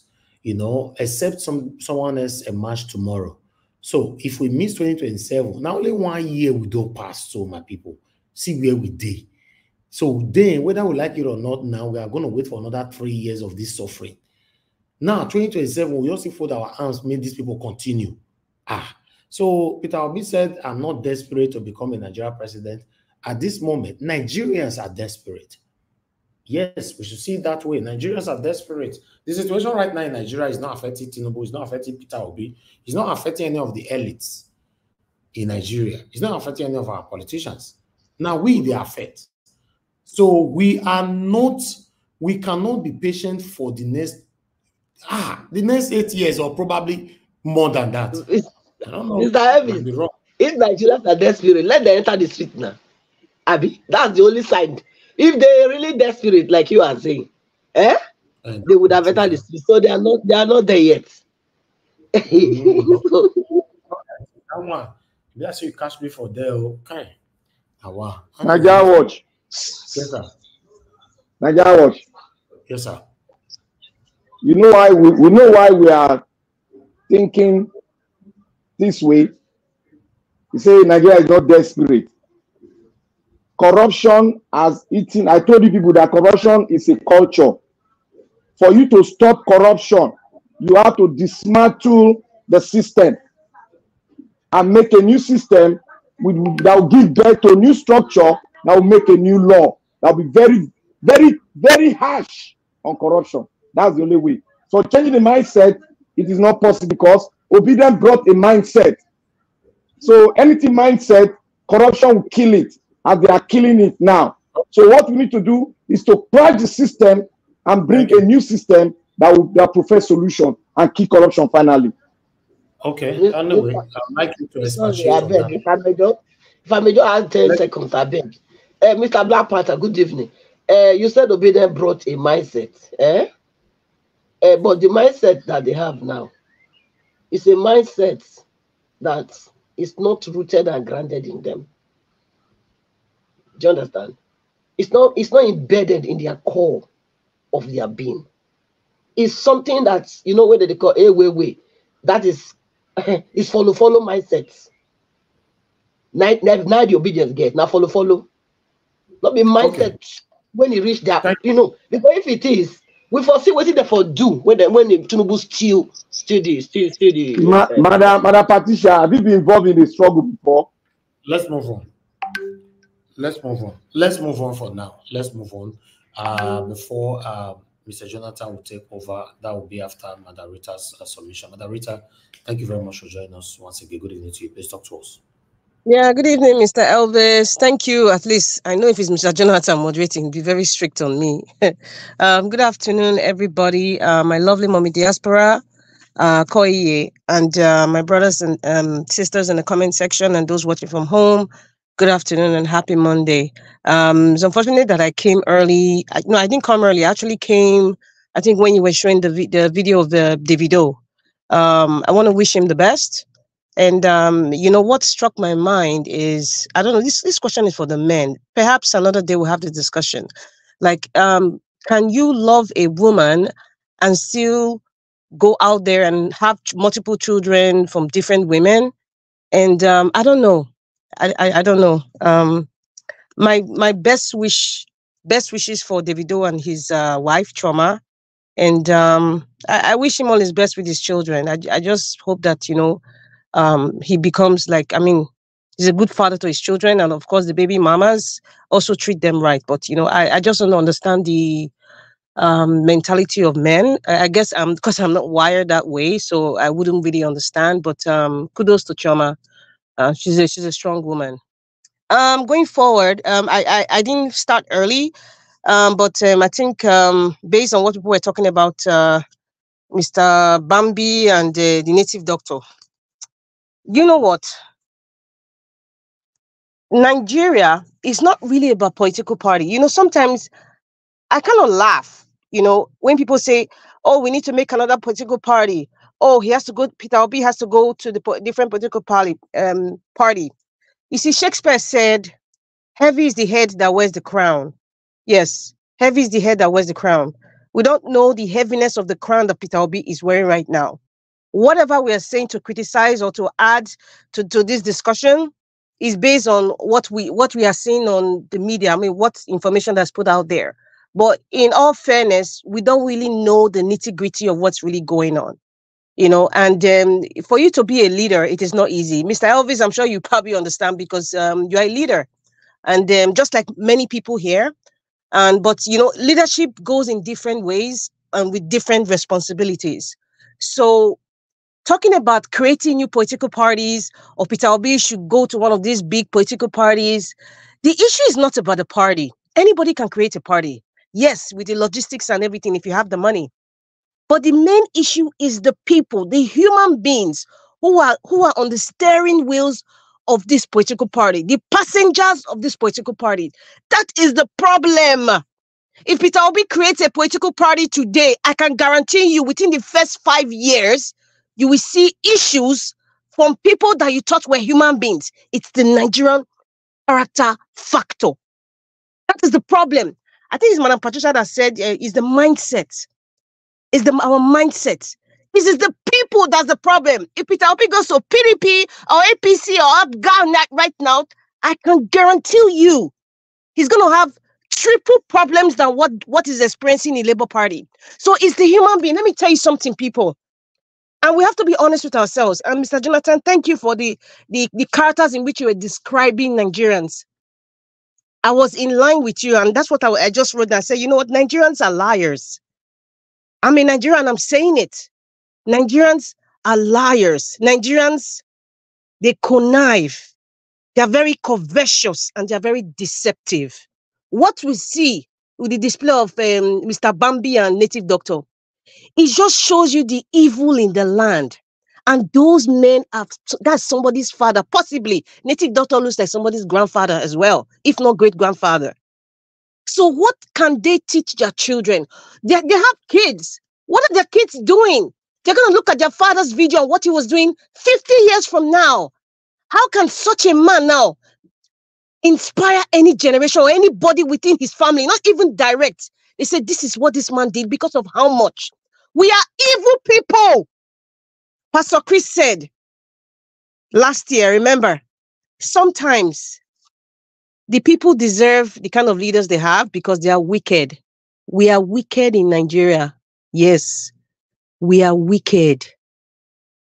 And there's an evil virus that has surrounded Nigeria. Take it or leave. If you don't want to accept it, well, you will continually see evil geniuses come up every day. The younger generation that come in, they are triple worse than these elders that we are seeing. If you don't know, go to the streets and you know what I'm talking about. We are wicked people, and that's how we are. We're a wicked nation. And a wicked nation, we all know the byproduct of wickedness. We all know the byproduct of wickedness. Death, sickness, disease, pain, suffering beyond your expectations. Sometimes like Jesus Christ, you can just wonder, like, if my father was still alive, how would he look at Nigeria? I remember Femi Kuti said if his father was alive, if Fela was still alive, he would probably be having serious high blood pressure because what he's seeing is like unbelievable. What I'm seeing right now in the political space is unbelievable. I've never heard of it in any way. Even Pakistan, that's very controversial, that they can change their president 3 times in a year. Pakistan, yes, they're known for that. They're like angels in the presence of where Nigeria is in terms of how we play our politics. We are wicked people. We are wicked people. And that also transcends to what I keep preaching. And I'm continually going to say it forever because it's the truth. In every society, the most dangerous people are the people who connive, support an evil oppressor. So that's the most wicked people. In Nigeria, because we have deceitful people, wicked people, satanic people. That's why you have someone like the man from Bodilon being president today. That's why we have the likes of Bambi and Native Doctor heading a party. That's why we have the likes of Ganduje. We have the likes of Governor Obaseki today. Governor Obaseki is just, without his supporters club, he's nothing politically. He's nothing as a leader. As a matter of fact, going back to Edo State, when I look back, I said Governor Obaseki had it so easy. Governor Shomole, succeeded in convincing Edo people to vote for somebody that they never knew anything about, somebody that was Edo by origin, but not Edo by character or association. I dare say that because he has displayed what I see. You might see it differently, but that's all I see. Second term came, people voted because he used psychology on people and he got it easy. In fact, Governor Obaseki is one of the most luckiest I would say politician that got, his election was very easy. He got it so easy. However, because of this wicked Nigerian nature, he missed it. He totally missed it. And he doesn't give a rat's behind about it. Because, a wicked nation doesn't care about the consequences of the people or the decisions he's making and how it affects people. He got it so easy. And that's why he's bringing somebody and trying to make it just the way I got it easy. Madam Rita, please round up. I am going to make sure this is easy for this guy. So it's so unfortunate. It's so unfortunate. And something they talk about, Peter Obi said the exit of multinational has cost Nigeria 95 million. Unfortunately, this is it. And perhaps it's a good thing in disguise. Let all the multinational, in fact, I will advocate for it. We will feel the pain. Let all the multinationals leave Nigeria. Then we'll go to ground zero. Then maybe we'll start to think Nigeria and think that, listen, maybe people don't want us. So let us look within ourselves and start figuring out things. Thank you very much, Mr. Jonathan. Thank you, Madam Rita. Thanks for your submission. I think it's Mr. Black Panther. Mr. Black Panther. It's not Black Panther. It's me. Why are you jumping me? I'm not jumping. I'm not jumping you, Mr. Abdul Malik. It is Abdul. It's Abdul. I'm just going through I'm just following the screen. Okay.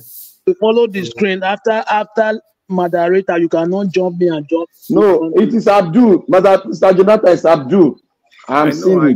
I got it. I know. He says so. So you have your time now. So go ahead.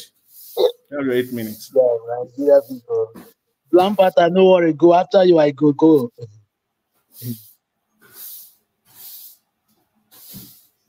Blampata, go after you. I go.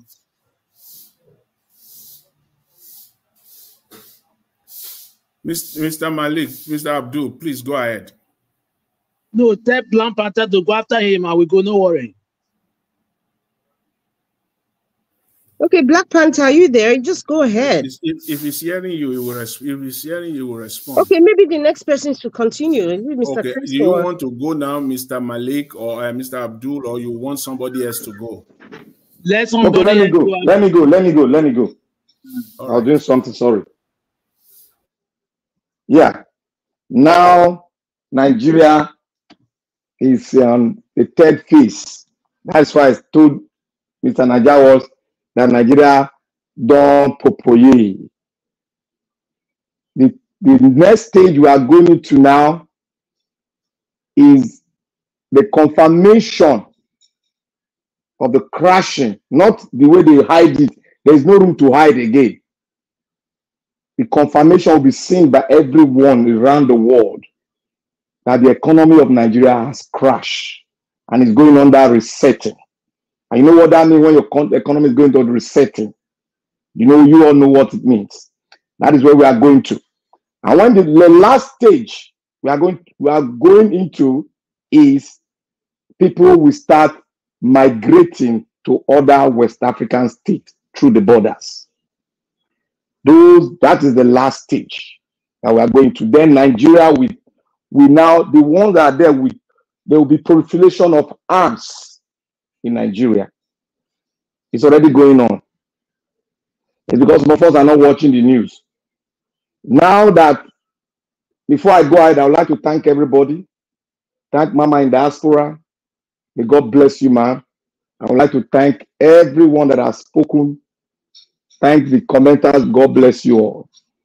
You see, now that we have gotten to this stage, it is not everybody that can really get the picture. You see, a lot of us are always looking at the books, looking at that book of mindset. Nigerian mindset has been damaged 40 years ago. 40 years ago, it had been damaged, but it wasn't up to a level where we will say there's no retrieve anymore. It got, when it started, the people like minds that had like minds, Committee for Defense of Human Rights, CLO, and Gani Fahmy movement have played a role that you people call quote and unquote mindset. It has given birth to a lot of people that are in a leadership position. But what do we have? Because we did not push forth that theory, then what happened? Corruption came again with its heavyweight and took away the activists in 1 second. Boom! They all went off. That is it. That is why I told you people, the mindset has been started before.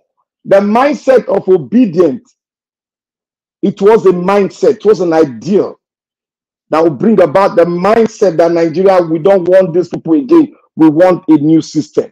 That has been built up. And I want to thank Peter Obi for being a very pinnacle of it all. And I've drawn it all. I want to thank him because he came clean and he's still clean. Now, there's no mindset game in this thing again. Like I told you, go and watch when we started the movement. When the military started, how we moved the military out and now drove down and now Babangida installed corruption into the system. Go and look at it. It has been, the graph is upward, upward, upward, upward. If you check the graph, it's upward. Now, we are in a Popoye level. Everybody that is talking about mindset, please, I beg you in the name of God, put it aside. It will never change anything. Except you want to go another 20 or 40 years again. And anybody talking about it, I'll be having a new party. I beg you in the name of God, throw that aside. What Peter Obi need to do now, Peter Obi, you need to step aside. Quietly. You need to step aside. You need to have a world conference, talk on the issue that were against you. You need to clear that out. I need to step aside. It is your country, yes. You have built people. You have installed things into people. Because of you, a lot of people came out to have their voters card. That is a positive move. Because of you, a lot of people are focused on Nigeria. That is a positive move. Because of you, a lot of Nigerians are now participated in party things. That has never been done before. We've not seen it like this before. I just want to thank you and may God bless you. May God put you in a position where men will say, Abba, Father, we cry, we want him back. May God put you in that position. What I want you to do now, it is my own advice from the bottom of my heart. Step aside. Let the Nigerian people rise and know what they are fighting. We cannot rectify the situation with any mindset. What is going on now is that we need to collapse the system. I've been saying it for long. Beginning of this election, whatever, I've been saying it. We need to collapse the system. The system has been corrupted. If you go move with the system, you will still meet with the heavyweight of corruption will meet you at the end point. What you need to do, you need to collapse the system and have a new breath of air. We converge at a point and talk. If you don't do this thing I'm saying, it's not something that I just woke up and wonder. I have gone see it. I have followed the trend. Even from Fela time, there was a mindset that Fela was building, and Fela built it. That's why we're talking about him today. But they cut it short because of corruption. He himself was affected. And you see what they did with him. They dealt with him to the extent his mom was cut down. Now what we need to do, I will repeat it again, we need to collapse the system. Nigeria need to come out. It is no longer whether you are obedient, but obedient is have a prominent role to play. When the people were saying obedience is in PDP, it's in APC, I was telling people that is another way they will capture you and paint you black. Obedience is not everywhere. If you're obedient, you act for the progress of Nigeria. You know you have nothing to do with APC and PDP anymore. So when people say obedience is APC and PDP, they have all come out because they came into PDP and ALP. They have now moved to their shell now. You can see them. They are campaigning that they want APC and PDP in government. What we need to do, please round up. I'll round up with this. There is no any articulated point you can give right now, because already we know it has been captured 30 years ago. The dividends of the being captured is what we are seeing now. What we need to ask, no matter what we do, we need to call all the tribes, all the regions, everyone to come to the round table in one center. If not, that which Samoroti said will happen. I pray it doesn't happen, because there's a lot of arms over there. It will happen and it will consume. Let God may it not bring tears into our eyes. It will consume a lot of things that we love. Please, I beg you all, we need to converge and start to call on the convergence of the nationalities to pave the way forward on what to do about the nation. It is done. It is done. There's no thing you can do about it. Thank you very much. Mr. Jonathan, please, may I be permitted to say 10 seconds to respond to Mr. Please go ahead, madam. Yes, my brother, Black Panther, you said we need to converge. Let's be realistic. Come on, let's be realistic. Who is going to converge? Is it the caliphate or those people whose mind has just screwed in what they call it, Uthman Danfodio mentality? Or is it the man in Benue that's well, even IPOB, you think they're going to converge? It's easy for you to say this. We need to converge. 2014, when everybody converged, I don't know what they call it during Jonathan's time, the report of the 2014, where is it today? It's not there. They said people converged and everybody spoke. E.K. Clark came out and said, we need those documents. It never came out. So who is going to converge? Who exactly are you talking to when you say we need to converge? We're still going back to the mindset issue, because first of all, to agree to converge, your mindset should be, it's about Nigeria. It's not about caliphate. It's not about Yorubaness. It's not about Beniness. It's not about ethicness. It's about Nigeria. When the United States made their memorandum of understanding, they had wars, the North and South wars with you, but they all came down together. Come together in Nigeria right now, Black Panther. Mr. Jonathan, can I have 10 seconds, please? Stop. Our mentality is messed up. We are becoming tribal blind. Thank you. Thank you very much. 10 seconds. Thank you. Yeah, Madam Rita, thank you. Madam Rita, you cannot understand what I'm saying, but the people that are into the movement understand what I'm saying. What exactly are you converting? Are you talking about? Look, you don't need any government in this convergence. So who are you saying we should converge? Who are you talking about? Madam Rita, listen. Throw the old books aside. Books cannot solve Nigeria problem now. Books have been done. We have used it. Throw it aside. It cannot solve the problem now. Mindset thinking cannot solve the problem, because religion is there to break it up, and corruption is there to break it up. We need to converge. The fathers that did it when they were taking power from when they were seeking for a Nigerian movement from the British, they know what I'm saying. We need to do it. Black Panther, who is the we? That's the question I'm asking. Who is the we? Nigerians need to do it. It is not, we are not going to rent him from abroad. We need to do it. It's not everybody that are into corruption. And not everybody that have the mindset of anything. I disagree with you, Mr. Black Panther, but I will address the issue. Well, you can agree with me, no problem. Disagree. Mr. Ferreira, no problem. you can say when it comes to your turn. Mr. Black Panther, thank you. Thank you Mr. very much. Can I get 10 seconds, please? Thank you. Who is speaking, please? Madam Patricia, sorry. Okay, please, 10 seconds. Yes, I wanted to say to Black Panther that every time that we say what the problem is, he always comes with his own version, and he said that we don't understand. I'm glad we don't understand, and I will not understand that side of the argument is making, because like Madam Rita said, the mindset of the people is what will determine their future. Until their mind change. This one you say they should come out, they will not come out because their mind are not ready yet. So that's it. I'll leave it there. Thank you. Thank you very much. Thank you very much, Madam Rita. I you know, up until last week, the 18th of June, I believe to a very large extent, I have the same opinion with Mr. Black Panther, and we are all on this channel. We listen to Dr. Charles Apoki, and he said, and I quote, "Intelligent people grossly underestimate the damage stupid people can cause." God bless you. He said so. I quote him. I quote him word for word.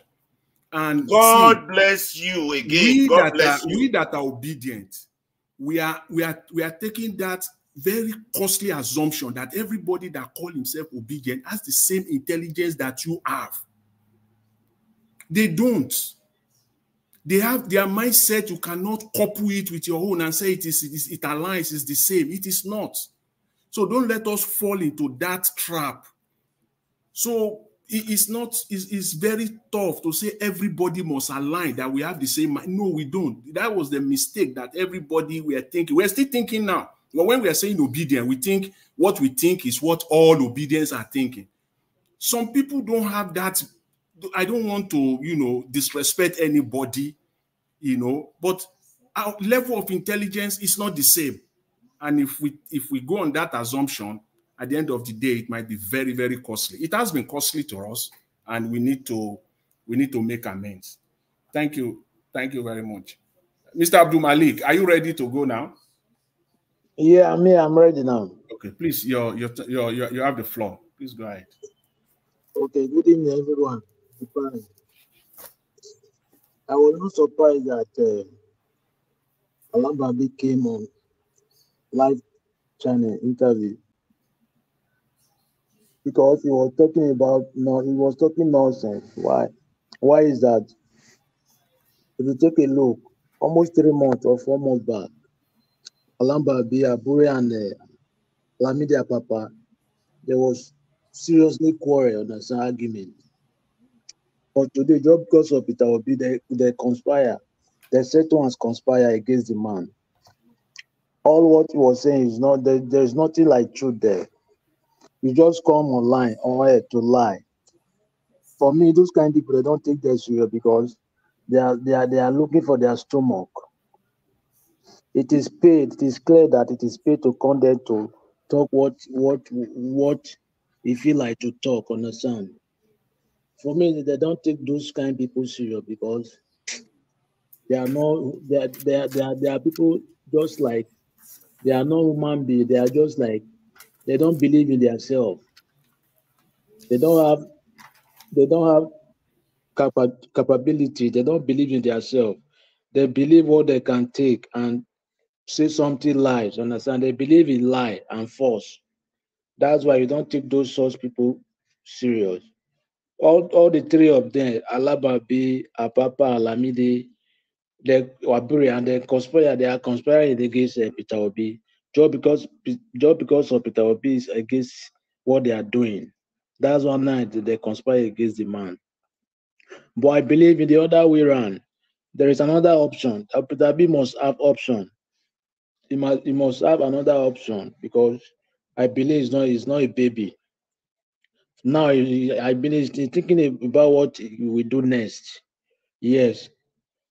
He have option. Even though he leave Labour Party today, he will form a party or he will join other party, not PDP or APC, because there is many parties in Nigeria apart from PDP and APC. Yeah, he must have option. I come to this Edo State, that road that Nigeria was show here. It's not only Edo South, you have those kind of road.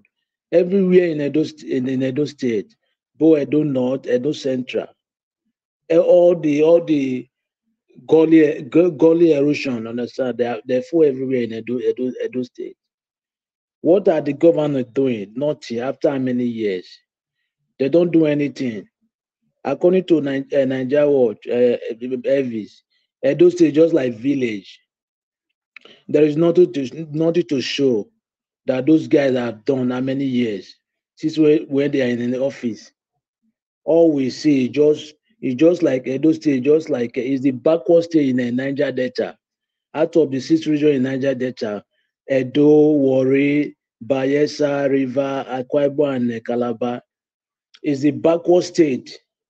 There is nothing in Edo State. And after, somebody is still campaigning for PDP and APC.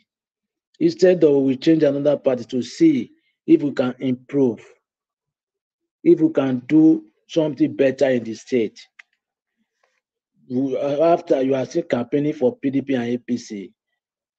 And when you vote them in, they will continue for when they stop. Nothing will change. We will still suffer for 8 years. What is the need of campaigning for them? Why can't you do the right thing at the right time?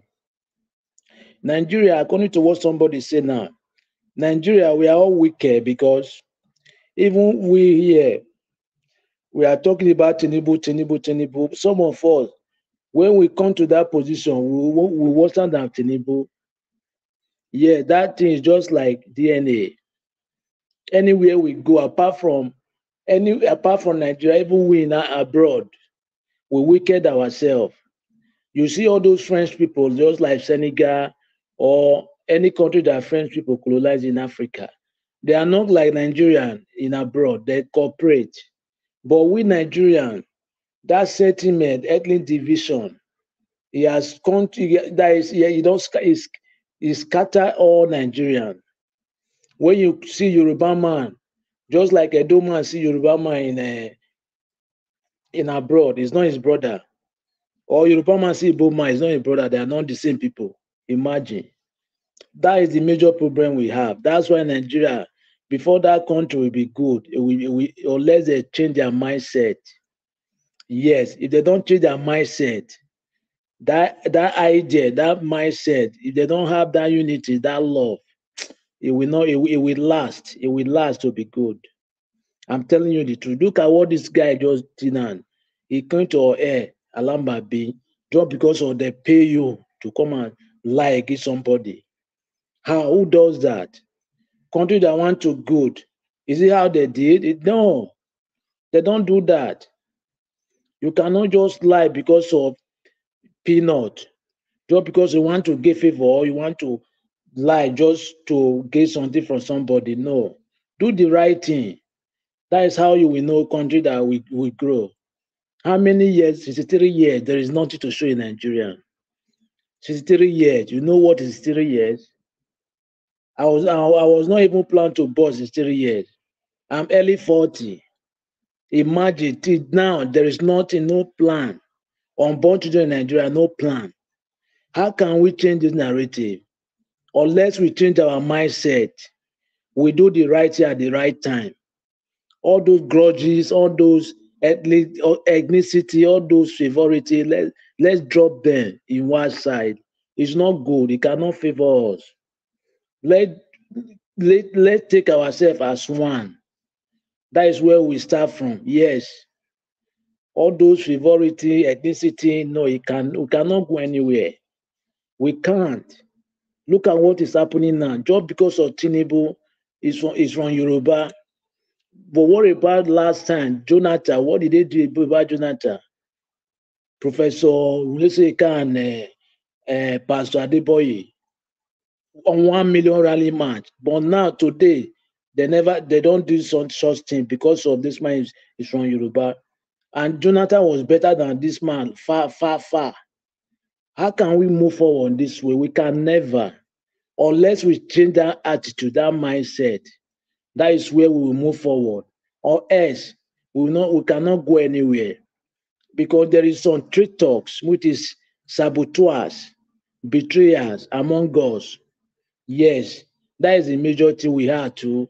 Like somebody said yesterday, most of the oil way in the Niger Delta, that is owned by Hausa people.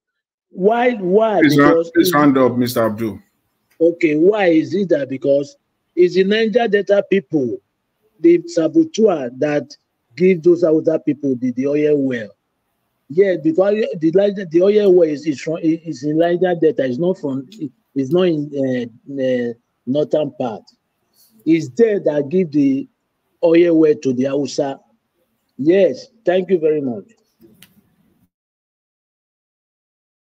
Point of correction, it's not them that give it to the Hausa. It's not them. Sorry, Mr. Jonathan. It's not them that give it to them. It's them that give them to them. You know why?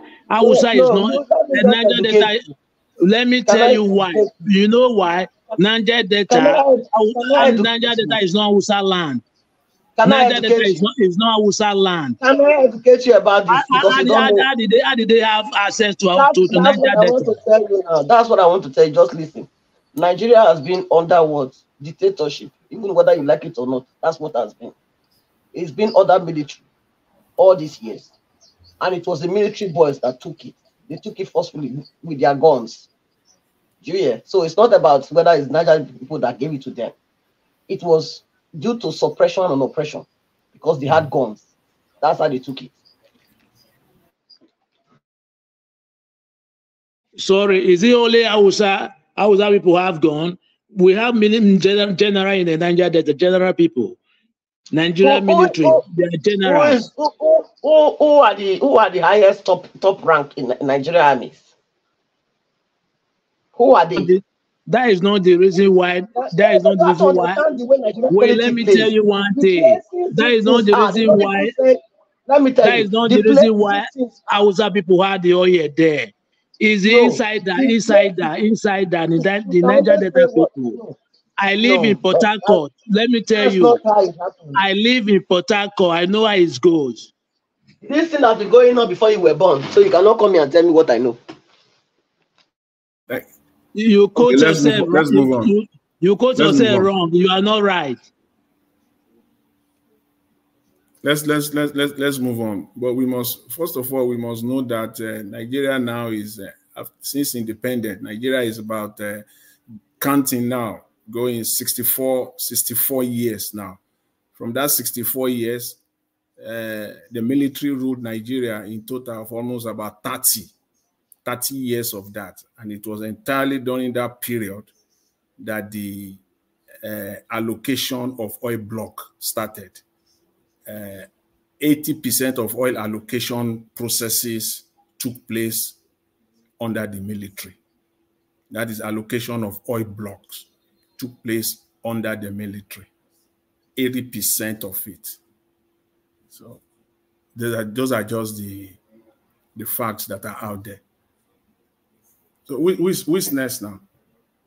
I think it's me. Me or Mr. Ferreira. Mr. Ferreira, you have the floor. Please go ahead.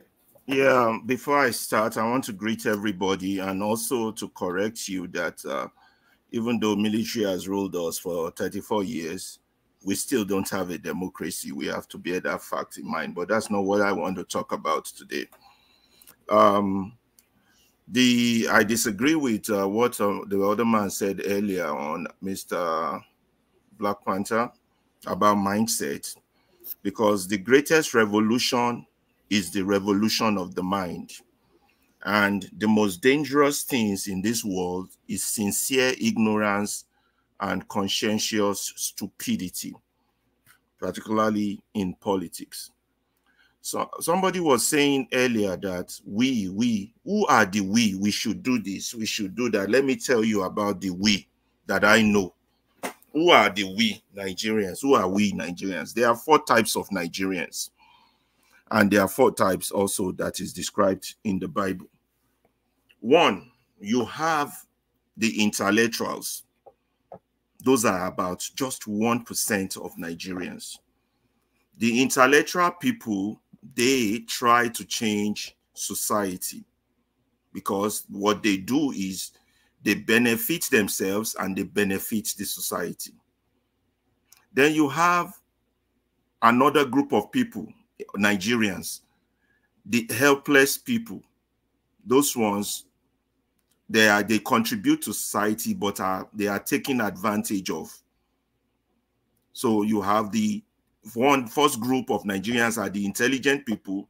Those ones contribute to society and leverage their contribution into personal benefits. The second group on top are the helpless people. They contribute to society, but they are taken advantage of.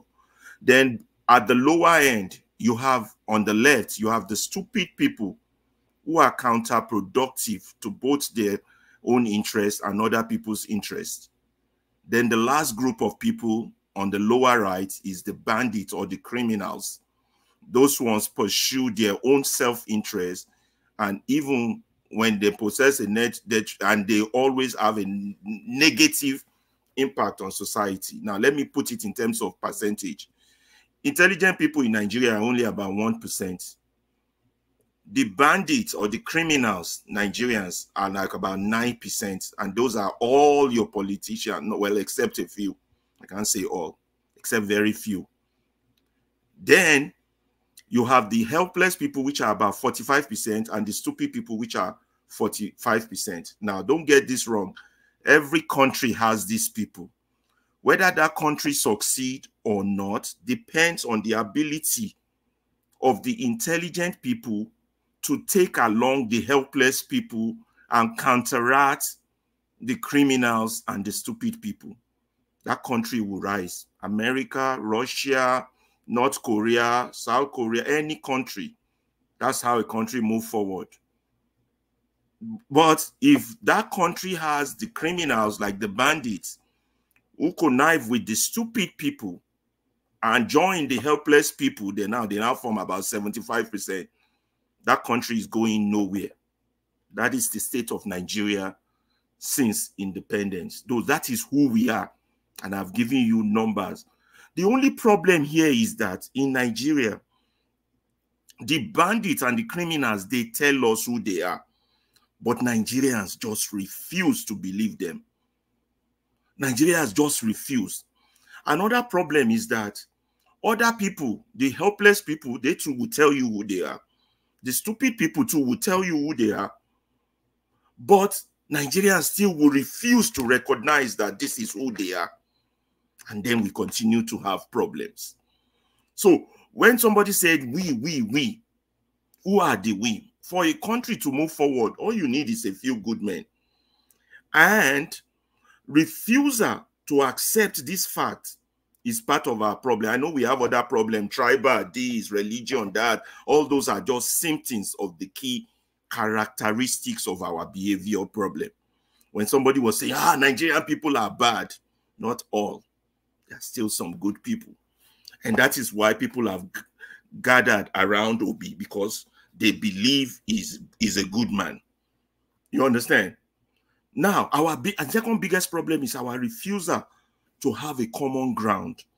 All this Arabambi talk, Arture or whatever his name is, and all this nonsensical talk where these people are talking, is as a result of our refusal to have a common ground. Now, what we need to do as a people is to recognize the intelligent people in our society, the likes of Obi, the likes of Dele Farontimi, the like of Aisha Yusuf, the likes of, I can even put Okonkwo there, I'm not sure. You understand? Recognize them. And then the criminals among us, we need to recognize them. All political leaders currently, senators, governors, or most journalists, the likes of Abati, the one man called Akpo Bogi or whatever, that one always annoys me when he talks. All are the bandits. You understand? The criminals, the governor, your president, all of them are criminals, bandits. Criminals, but Nigerian would not recognize. They would still be calling them honorable this, honorable that. That is part of our problem. Then the others are just followers, particularly these helpless people. They contribute or they work hard. They've lost interest in politics. They just want to raise their children. They just want to survive. Anything that happens around their environment doesn't concern them, as long as they just survive, because it's too risky. Whatever they tell us, we will do. Those are the helpless people. So it is up for another intelligent person I failed to mention is Mr. Elvis. and this thing is doing, and all the people who are using their medium to conscientize the people, like that musician, Idris. I can't remember his first name. Abdul Karim or something like that. I can't remember. Idris. Where we have so many other Nigerians who have big platform. There might be Nollywood stars. They might be pastors. They might be bishop. None of them using their medium to speak truth to power or to talk. All those people are acting as if they are helpless people, or maybe they are just bandits or criminals. We just refuse to believe them because we want to believe they are men of God. So these are the four categories. Please round up, Mr. Ferreira. Now, for me to round, there's still more to talk about, but for me to round up, and I want the people to understand this. You have less than 30 seconds, please. There's only two political parties. The ruling elite that are ruling you, whether they are APC, PDP, Labour Party, and the masses. There's only two. It's not like your party, my party. So all of you following them, like you're following Arsenal or Manchester United, you all need to wake up. Thank you. Thank you. Thank you very much, Mr. Ferreira. Mr. Jonathan. Mr. Jonathan. I'd like to respond 10 seconds, please, to what he's saying. It actually is a question I wanted to ask Mr. Ferreira. When you say we should bring the intelligent people together, I, for one, I do not believe that intelligent people make a great nation. It's the content of their character. Because most of the people you meet, that's what you mean? So you need to be specific, because intelligence doesn't mean that you have a PhD. No, people who have PhD and professors, their characters are minus 100. Madam Rita, it's because I have shortage of time. I wasn't able to go into the fact that I get it. The so-called criminals and bandits might have PhD. They might have doctorates. They might be pastors. Mr. Jonathan, 10 seconds. Okay. All right, thank you. Okay, quick, Mr. Black Panther. You see, Mr. Ferrari, you are still bringing lecture hall into a revolution. It doesn't play like that. No matter how intelligent you are, you don't know the mind of that man. It's not intelligent that will take us through. It is those that love the country for the sake of the country. They will do it. Madam, no. I beg. Madam, let me say what I want to say, please. I'll back it up.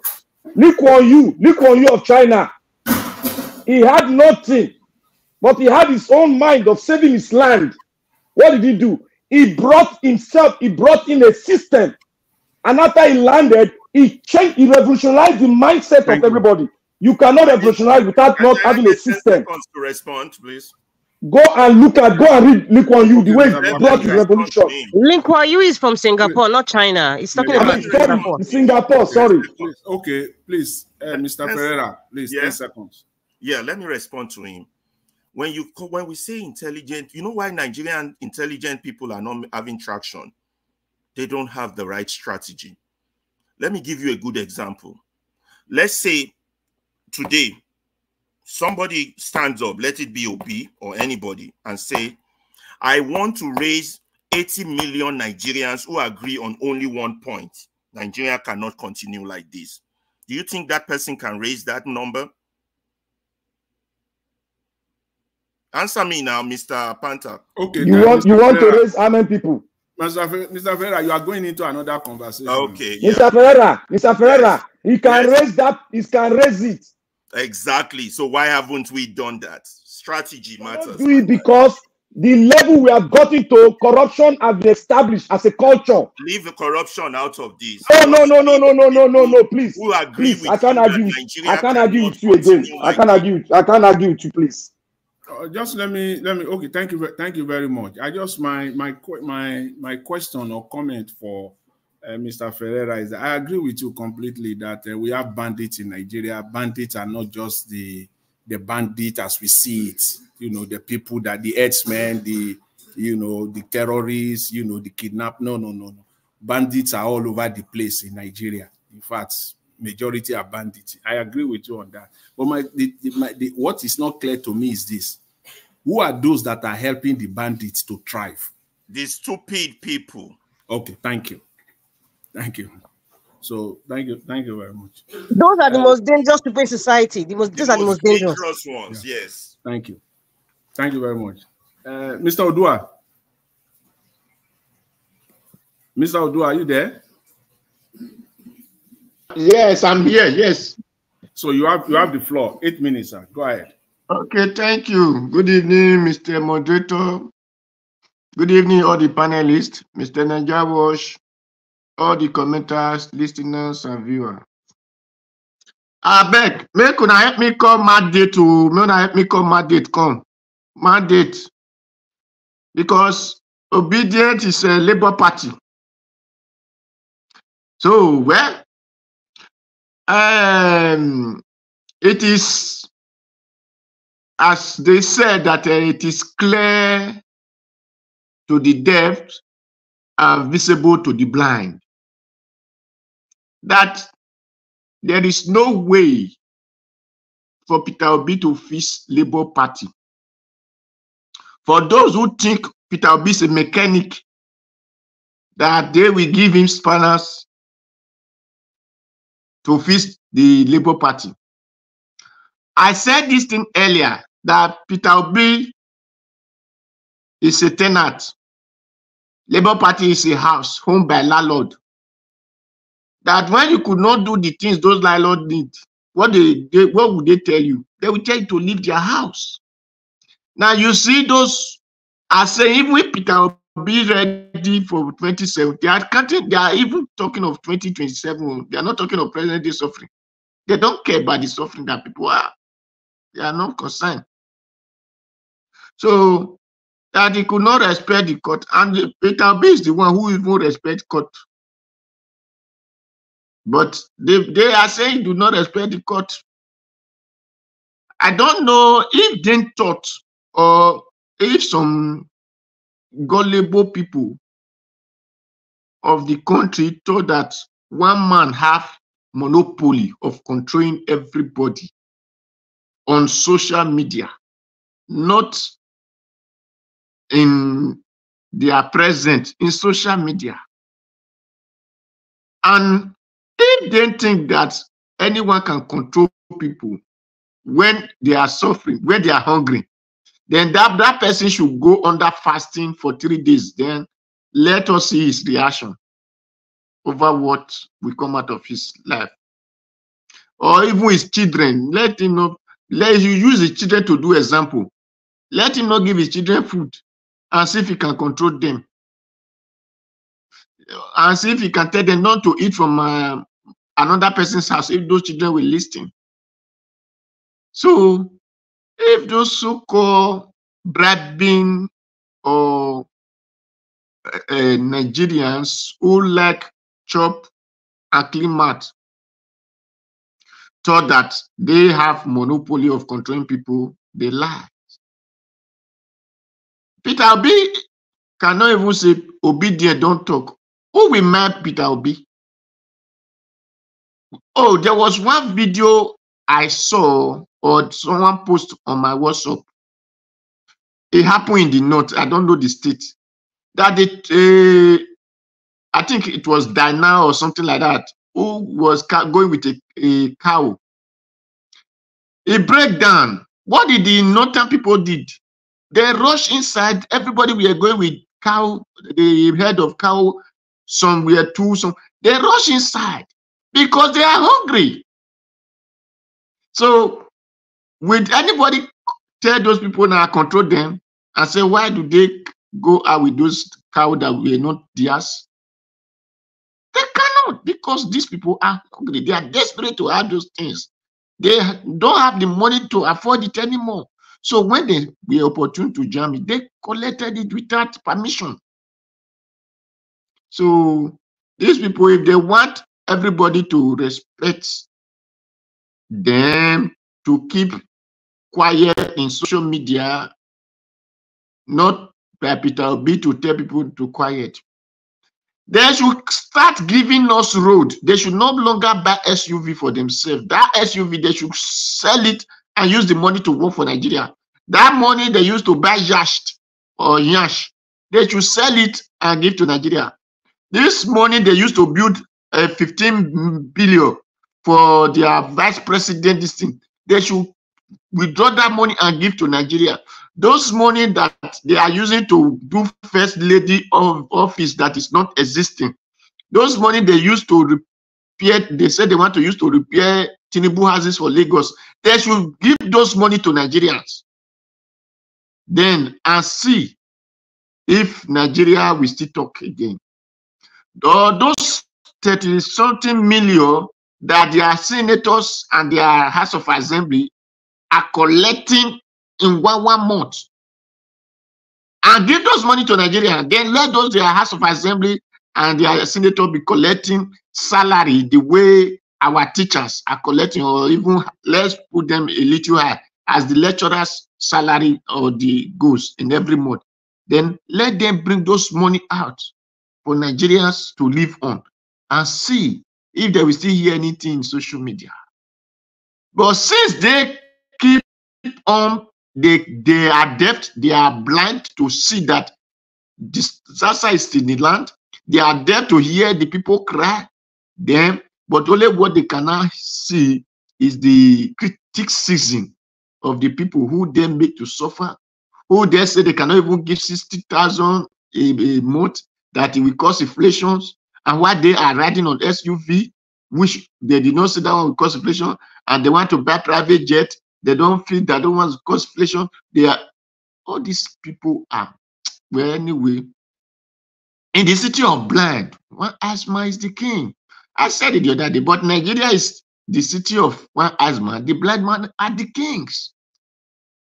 If not, a party is set up to criticize, to work to criticize against the other party. To say whatever the other opponent.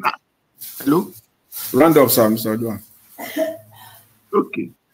Wherever the other part, even Arambabi should go and learn from El-Rufai, who said they can never defend Goodluck Jonathan government because they are opponent party. So their own is to work against that party and make sure that bring out all those errors for people to see. So Arambabi should go and learn from El-Rufai. Ask El-Rufai so that El-Rufai can advise him. Then before he can come out to say Peter Obi is this, Peter Obi. Well, if Peter Obi really want positions or whoever that, if Peter Obi should form party now, I said it. They should form party now. There are people in the north, there are people in the south, there are people in the east, there are people in the west that will come together, and that party will still become president in 2027. Thank you. Thank you, Mr. Oduah. Mr. Oduah, I just want to add to your submission that are you aware that Mr. Tinubu already have distributed almost 200 billion to poor Nigerians so far? 200 billion to who? On which direction? My mother did not see Congo inside. So where do they distribute it to? Through the palliative. Through the palliative. What do you have to say on which to that? area? Do they take it from door to door?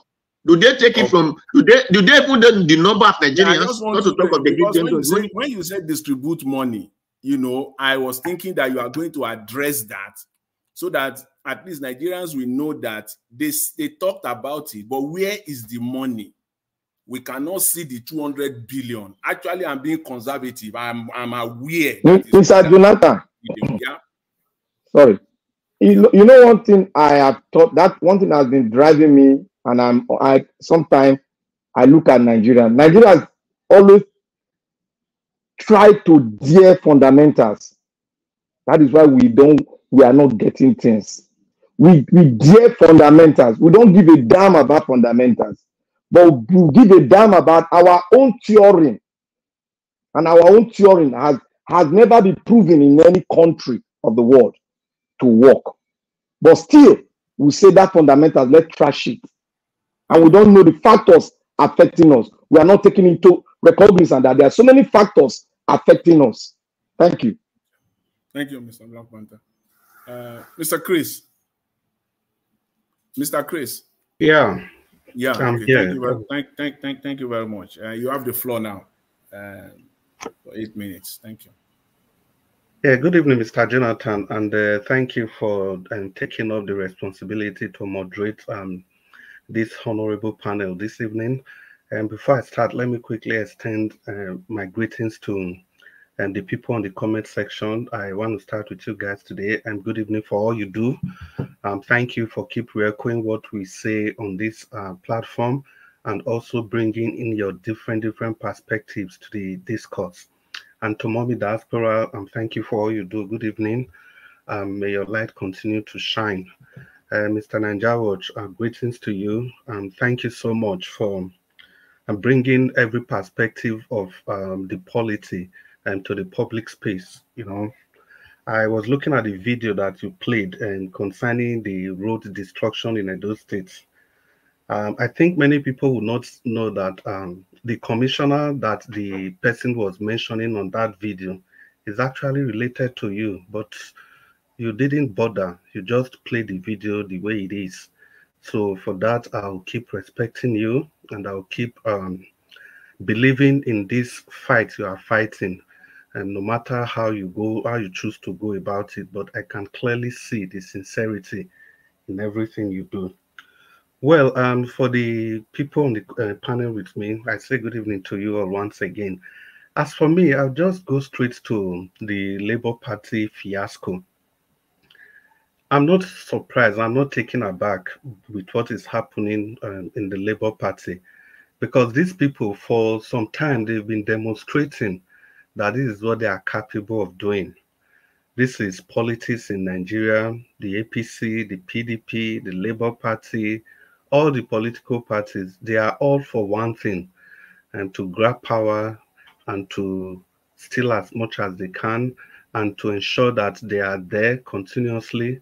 And that is why we keep saying that Nigeria, as it currently stands, if we continue in this direction, we may not ever get that Nigeria we are looking up to.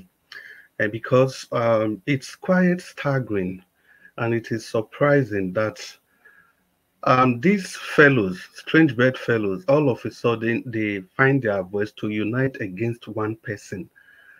And no matter how we look at it, we may think it's only the Labour Party.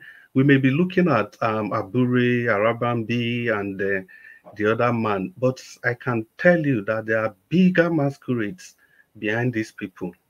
There are bigger masquerades behind them. There's a force there's a big force that is actually against the emergence of Peter Obi, not because of Peter Obi as a person, but because of the things that he stands for.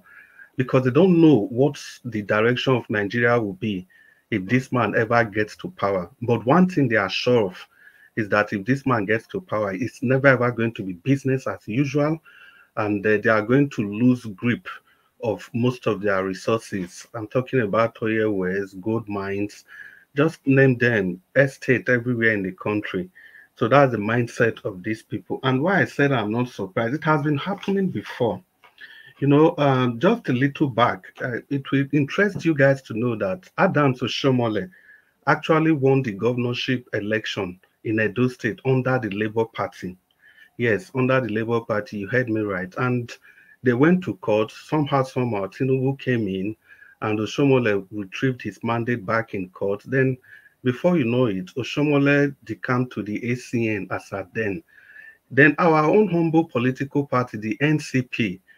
Now, if you guys don't know, NCP is the National Conscience Party. And guess who was the national chairman? Gani Fawehinmi. That is how clean they can be.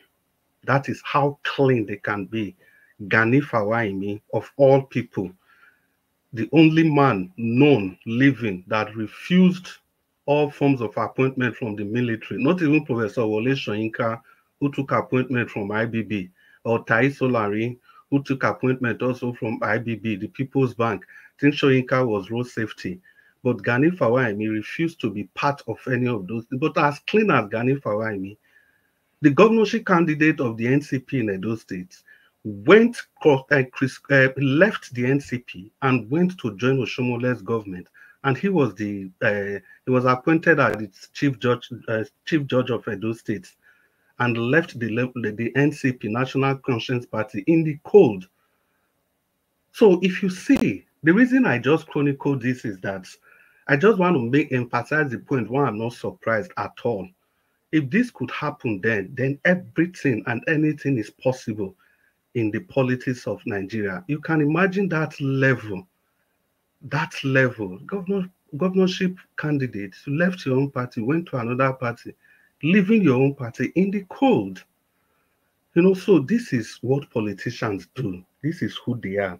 That is why I said I'm not really taken aback, but it is important that we look at these people and we should be able to know their direction. Looking for that political party that is clean. There's no way we can find that.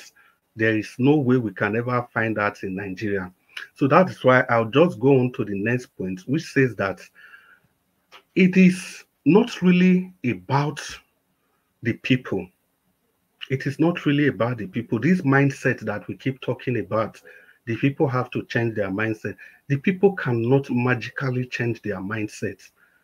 There's something that is called the leadership question.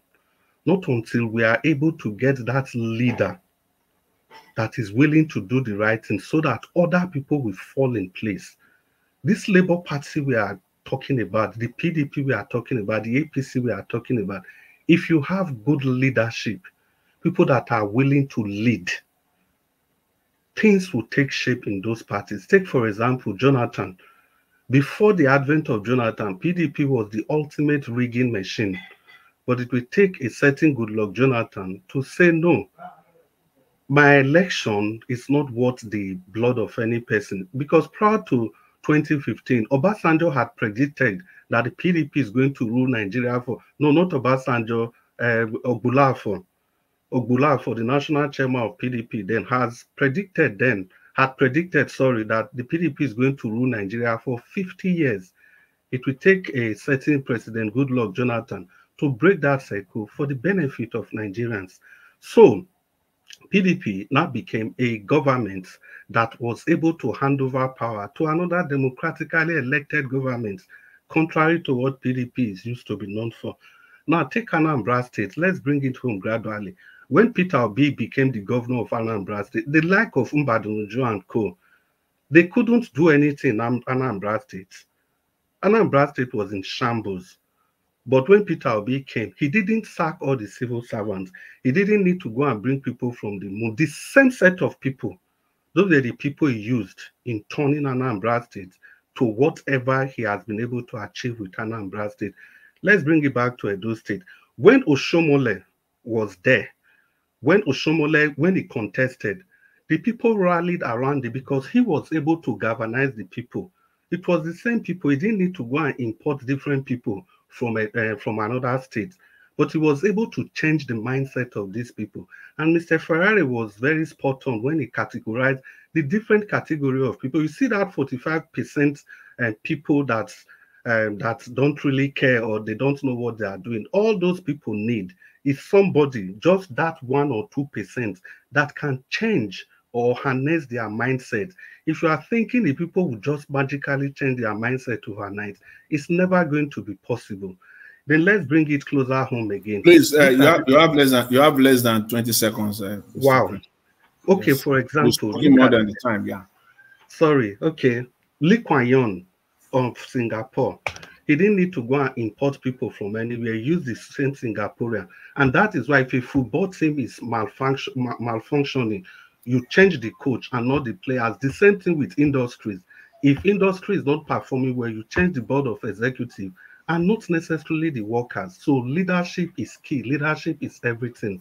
Good evening and thank you for the opportunity. Thank you. Thank you very much, Mr. Chris. Thanks for your submission. I think we've all done the first summation. So Madam Rita is still here. It's Madam Patricia that is that's off. So let's do the next 4 minutes each. Madam Rita. Yeah, sorry, Mr. Jonathan, can the next person go ahead after me? Okay, all right. Let me just say this, and then Black Panther. Mr. Black Panther. Yes, sir. Yeah, are you ready now, or you want me just to use the next couple minutes and then you take over your 4 minutes? Okay, use a couple minutes then. Okay, yeah. I just want to say this quickly. You know, with respect to Nigeria, what is happening in Nigeria with respect to Mr. Peter Obi leaving Labour Party and forming his own party. Again, I know people have said it's difficult to set up a Labour political party. As far as I know it in Nigeria, it is not difficult to set up a political party. Most of the political parties that we have now, about 18 of them, almost all of them, if not all of them, were set up by PDP and APC, pretty much. So they set it up so that at the end of the day, they can hijack.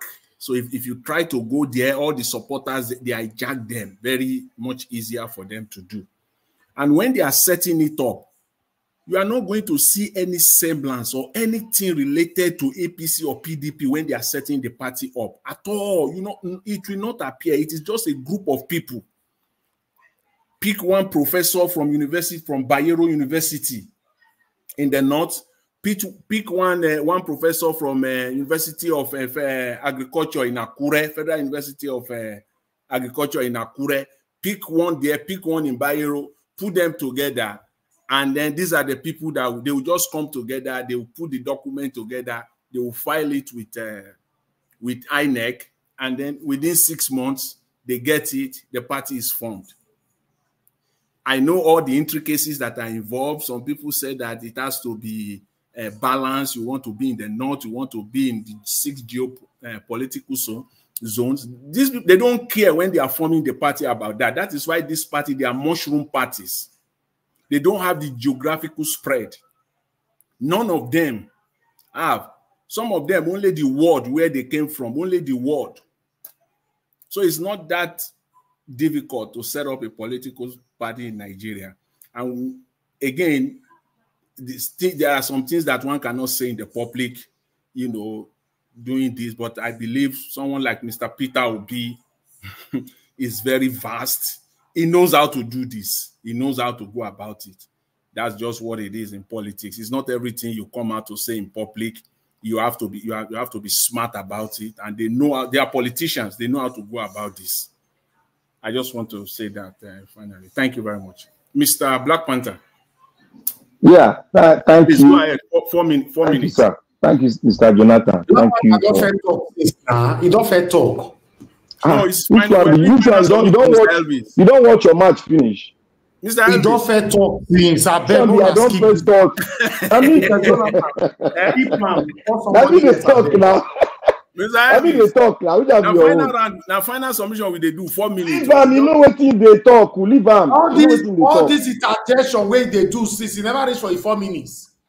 Put them for your law now. Say interjection and 1 minute up for somebody. Put them. Whether we no go change the system by force. You don't let me want forget what I want to talk now. Chai. Oh my God. Thank you, Mr. Jonathan.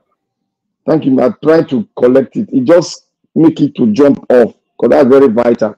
Okay, let's go like this. I want to thank Mr. Jonathan. I want to thank everybody. You see, Mr. Chris, you were going gradually, but when you came to where you go to take the right turn, you took the left turn, and the left turn was leadership. You didn't recognize the way Nigeria is before you come forth to say leadership. We've all tried all this thing before. We tried it before. It seems that we are not really going back to our history. We've tried it. It has not worked. The reason why I'm saying this is like this. We tried to go through the election. A man came forward. Kanu was saying, change the system. He said, if we go into this election, we are going to rectify the decree constitution. All of us say no. Because we wanted to dare that word. We dare it. And we are back. We are back now. We have retreated a little bit now. Try to re-strategize. In our re-strategizing, I want us to note one thing. We have a lot of... Nigeria is not like other nations. We need to get that clear. Very, very clear. I need to work with those factors. If we don't work with those factors, we are not going to postulate anything that we work. That is what... That's how I am taught in my science class. You need to recognize all the factors and put those factors, argue those factors, and prefer a solution to counter those factors so that you can have a way forward. But we are not doing that. We are going according to the books, the leadership, without a system. A leadership with a wrong system. Now, let me say this clear. Nigeria is made up of a lot of ethnic groups. We try the leadership, and it's in Mr. Peter Obi. The factors hovering around Nigeria could not allow him to be. And we all noticed it. Now, it has not allowed him to be. How do we re-strategize? Somebody is still talking about mindset. You cannot get hold of the mindset if the factors, you don't put them into recognition. How are you going to get to them without those corrupt entities pushing back, using the same medium you are using? Now, let's speak as one body. Now, we need to go back to our fundamentals. Let's look at our system. Let us ask ourselves a question. Do the system we have now, will it take all the factors and make it strong? The answer is no. Now, what do? We need to look at our factors that is pushing us back. We have a lot of things. The main head, the king of it is corruption, tribalism, and all of that things, nepotism, and all of that things. How do we break this? I expected, like Mr. Ferrari was saying, I expected the intelligent ones per se, that is among us. All of us are intelligent, but the level of intelligence might be low or high, depending on the degree of intelligence. We would have looked into that book that they brought forward as a system that can work for us. But meanwhile, we are going back again. We are going to rectify that decree again. If you keep on rectifying the decree, even if you put a soothsayer there, it will be difficult. Okay. Nobody wants to take the risk. Nobody wants to love the country, but they want they want to come out as a good man. I cannot do it. That will keep on continuing for the next 20 years. Thank you, sir. Thank you very much. Mr. Jonathan, please, can I get 10 seconds? Please go ahead. And thank you very much for the opportunity. Mr. Black Panther, if I say the leadership, what I'm trying to say is that if the leadership does not create that direction, nothing is going to happen. Like the factors you talked about, who creates the factors? It's the leadership. You talked about the Peter Obi. People voted for Peter Obi, but the leadership of INEC stopped him. So that system you are talking about, is it the people that create the system? It is also the leadership that operates the system. So that's just the point I'm making. It is the leaders that operate the system that use the system to their own advantage. So the problem is not really the people. It's only when you get leaders that are willing to use the system to favor the people. That is when. Okay, sorry. Let me ask you a question so that you answer it when you are giving your delivery. Now, the system we had before, the regional system we had before, compared to what we have now, and answer the question. Did it not work? Yes, because the reason it worked was that you have drivers of those systems that were dedicated. They were focused on developing their regions. Their own region. Thank you. That's what I want to leadership. Your answer is simple. Leadership. Yes. It is not. Leadership is part of it, but the system is what carries the leadership.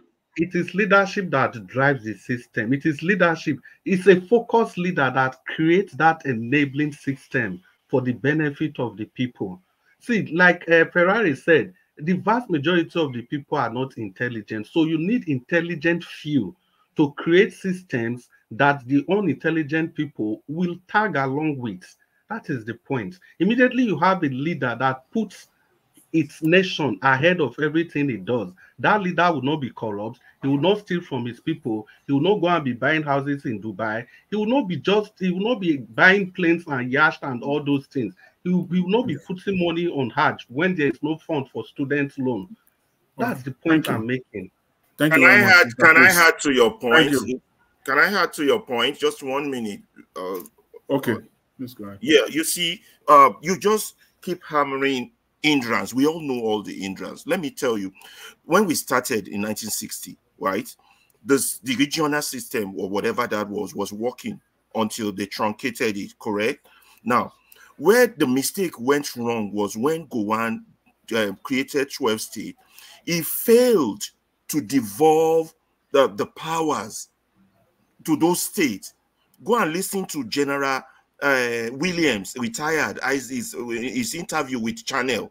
Now, when all these politicians, since the days of Obasanjo First, Second Republic, and in 1999, all of them knows this thing, but because they are all benefiting from the current system, they refuse to make that amendment that will make the system work. So they are in alliance with each other because it's a business for them. It's a PLC.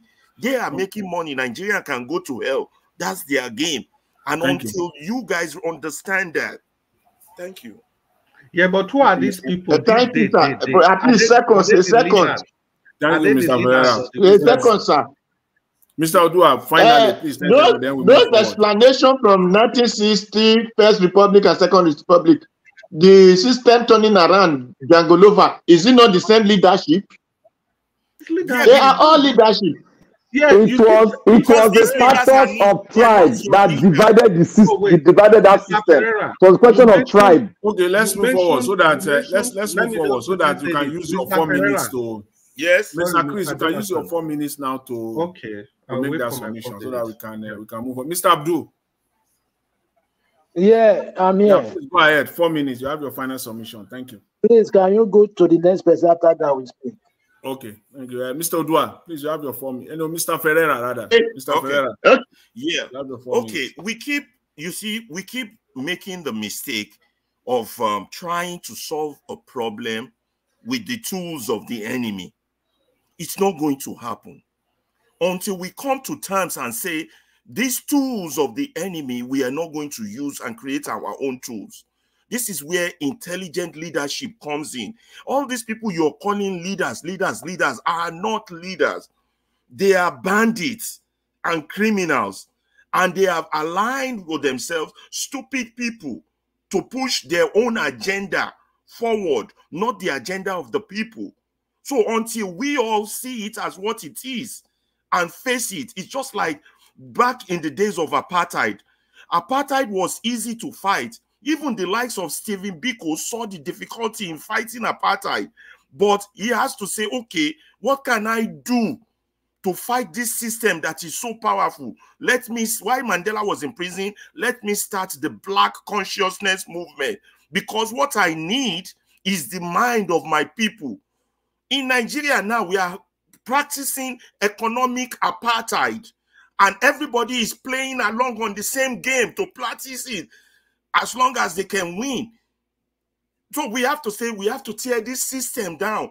The intelligentsia, the intelligent people among us, Nigerians, are all using the wrong strategy. I asked you one question. If somebody gets up today and said, I want to raise 80 million Nigerians who agree with me on one point, Nigeria cannot continue like this. Do you think that person can raise that number? If the answer is yes, with that 80 million, that's a bargaining chip for you to say the system as it stands, we don't want it.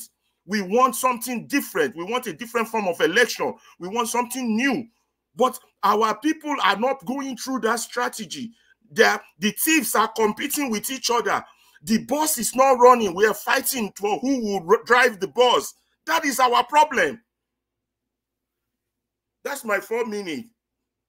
Thank you very much, Mr. Ferreira. Mr. Malik, Abdul, are you ready now? Yeah, I'm ready now. Thank you, Mr. Ferreira.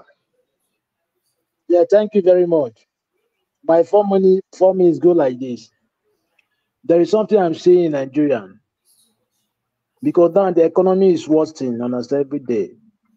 I believe there will be something else. Before 4 years, Tinubu complete, there will be something terrible will happen in Nigeria. Because there is a time, it reaches a certain time that they cannot bear it. everybody will enter street. That is what I am seeing now, because you see cost of living everywhere. Even sometimes you see now where trailer that carry goods, like they are traveling, like they break down in any city. You will see people that come in looting them, bust the trailer, understand? It will come to that extent that there is a time they cannot bear that hunger. The street, everybody will feel the street. That is what I'm Mr. saying. When you off your camera now, they give you sign off your camera. You are still leaving it on like that, lying on the bed. It's not good here now. Thank you. Yes, thank you very much. It's finished. Thank you very much, Mr. Abdul. Mr. Abdul. Yeah, Mr. Chris. Yeah, well, it's good to be back again. Like I've said, I've tried to give a synopsis of what the Nigerian political culture and the political scene is. But in all this, we must remember that Nigeria is a very, very peculiar country. Yeah, because of the composition of the country, in terms of the ethnic composition, the religious composition, and the general outlook, the inequality of education in every region of the country. And apart from that, the value system. What do the people value? What are their value system? There are so many sharp differences, and it becomes so difficult to get a people like that together to begin to chart the same course. So that is why it is crucial, very crucial, that we change our system of governance. We have to just find a way of doing it, because this presidential system is never ever going to work for us, because there will always be ethnic and religious considerations in everything the president does. And during the election, there will always be ethnic and religious consideration when the people choose their candidate. It will be difficult for people not to think along this line, because we understand that that ability, that sagacity, to think wide and broad, to think for the general good. It's not everybody that has that. And sadly, the higher number of people in the society, they wouldn't reason like that. It's not just going to happen. So that is why it is crucial that that microscopic few at the top echelon, they should be ready. They should have that to put their nation forward at all times. And again, the followers, they have some roles to play. And that role is that they don't really have to be docile, because docility creates or reinforces bad leadership better. Yeah, that's what docility does. So the people, no matter how sub-informed they are, they really need to wake up and speak for themselves, and also try to do all they can to show that they are ready and prepared for good governance. This is something, in all fairness, the vast majority of Nigerian populace, they've actually demonstrated this. They've tried on their own. I believe they've tried, because it's not just about protest. Nigeria, if people die, if people are quiet, they just go like that. Nobody remembers them. The nation moves forward. But if you are fighting and protesting in a country where you know that you'll be remembered, that no matter what happened, at that instant, you can throw your heart in the ring and do everything possible to rescue your nation. Look at the people that we acquired during NSAS. See, today, we are still arguing whether... Please round up, Mr. Chris. Yeah, I'll just round up. Now, we're still arguing whether people were even acquired. The people that lost their life during the elections, till today, nobody talks about them. It's just about the outcome of the election, the mandate, the court judgment, and everything. And those people are gone. They are gone for good. Well, at this, I would like to stop my submission on this note. And thank you, Mr. Jonathan. Thank you, Naija Watch. And thank you, Mommy Diaspora. Thank you very much, Mr. Chris. Thanks. Yeah, that's our final submission. I thank all the panelists. Thanks very much, guys. Thanks for the good work you are all doing. Mr. Elvis. So Yeah, you want to come in, Mr. Yes. Odua, you had your 4 minutes now. No, I just only No, talk. You spoke for only 1 minute. You said that's all. No, I did not. No, Okay, no, when I wanted to talk, you now call the other man. Okay, go ahead. Go ahead. Okay, thank you. So now, but I beg when I go at big Peter will become say the father of Timmy Day. Our brother when they talk we be lawyer for those state too. If we still go Abia State, we get OT. So before if we go the north, we get Sani, then we get Dr. Nenemi, I forget the name anyway. So we get many of them, and those ones still know good people where they go bring come and say, I know this person, I know this person. And we still get Dati Ahmed. So they know good people where they'll still bring come and say, I know this person, I know me, I know you. Now they tell you know people when go feel good way. So I bet they take form party. Make the format this year so that before next year finish, then the party grow everywhere. And if you see that when they form this party, most of these people you thought that they have entered another party before in the name of Peter Obi, they will still come back to the same party because they just entered there. Talking of strategies, a moment the party set up a leadership way and for other people to follow, that is what will happen. So please, and please, let them not think that they cannot do it. All those things are to deceive people. They can do it and it will have grant. And Nigeria should go and learn from Kenya and Senegal. So because Nigerian people said they need better life, they need this. Our Baba Fela told us that it is fear that is enabling Nigeria not to go forward. I just buy house, I just buy car, I just marry, I just do this. Say that is the reason. And you are looking for good leaders, a good government, a good country to live on. And you are afraid to ask for good things. When if South Africa said because one school have been destroyed, they cannot ask for their better life of South Africa today. Although despite that South Africa is partially free, they will not just be partially free at all. They will still be under their bondage. So my brother, when soldier go, soldier comes, but not the end. So that's how it be. Something must Lego a man for another person to grow up. If yam did not rot, it will not germinate another yam, it will not produce another yam.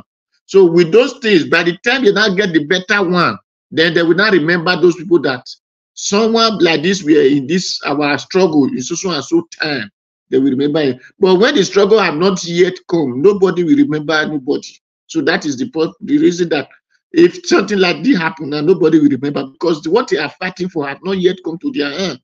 So let us keep fighting. Let us not hesitate to say they shoot one knockout. So everybody are running out because one knockout was one shot, my dear, or one smoke will be blown out there. My brother, the Lego people, yes, life goes on. And the next one to have you not been watching journalists on this white people when they go to interview and see all those people, they will Lego journalist, another person will carry his camera and start doing the same job.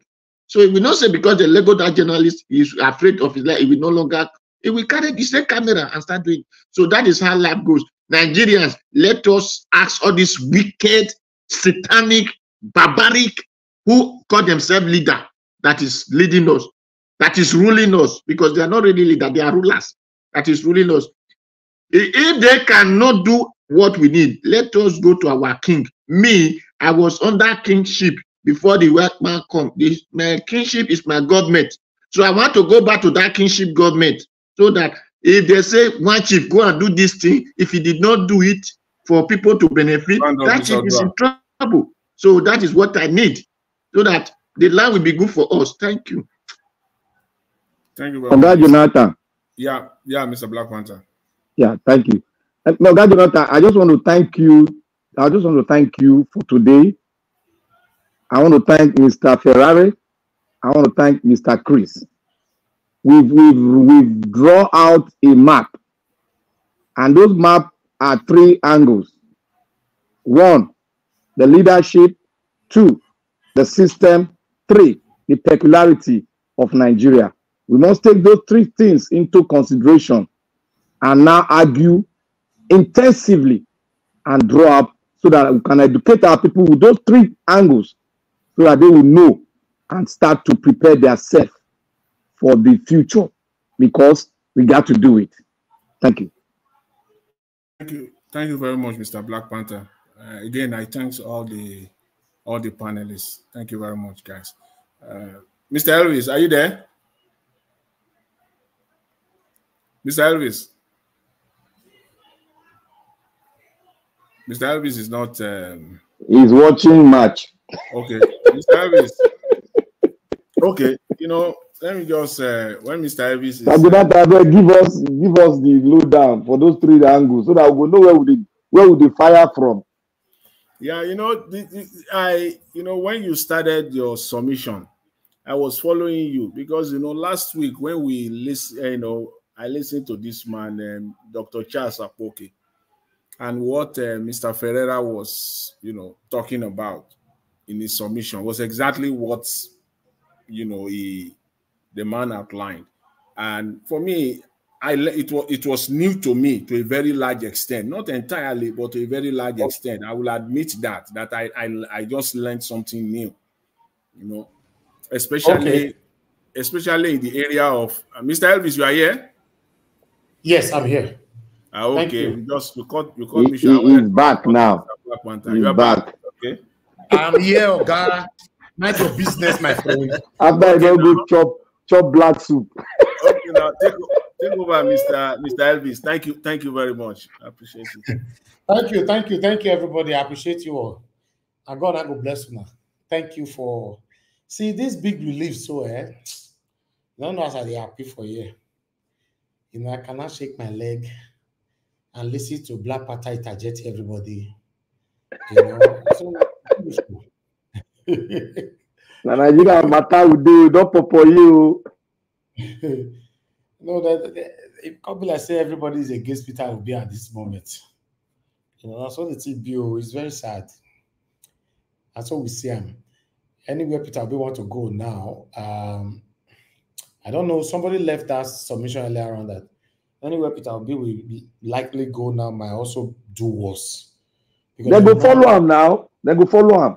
Yeah, Mr. Nanjawatch. Now me, I say all these people, then they're everywhere. Just cover your eye, look what the PDP and APC don't do for the past how many years. Their leadership.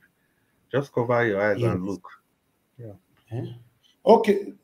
So I don't understand. Oga Chris, are you saying now that Peter Obi should stay or leave?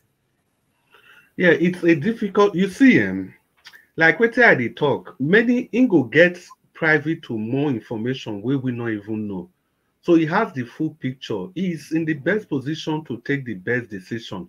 But if you want to ask me based on what they say now, they don't already remove him from the Labour Party. Not be whether making stay or making not stay. Exactly.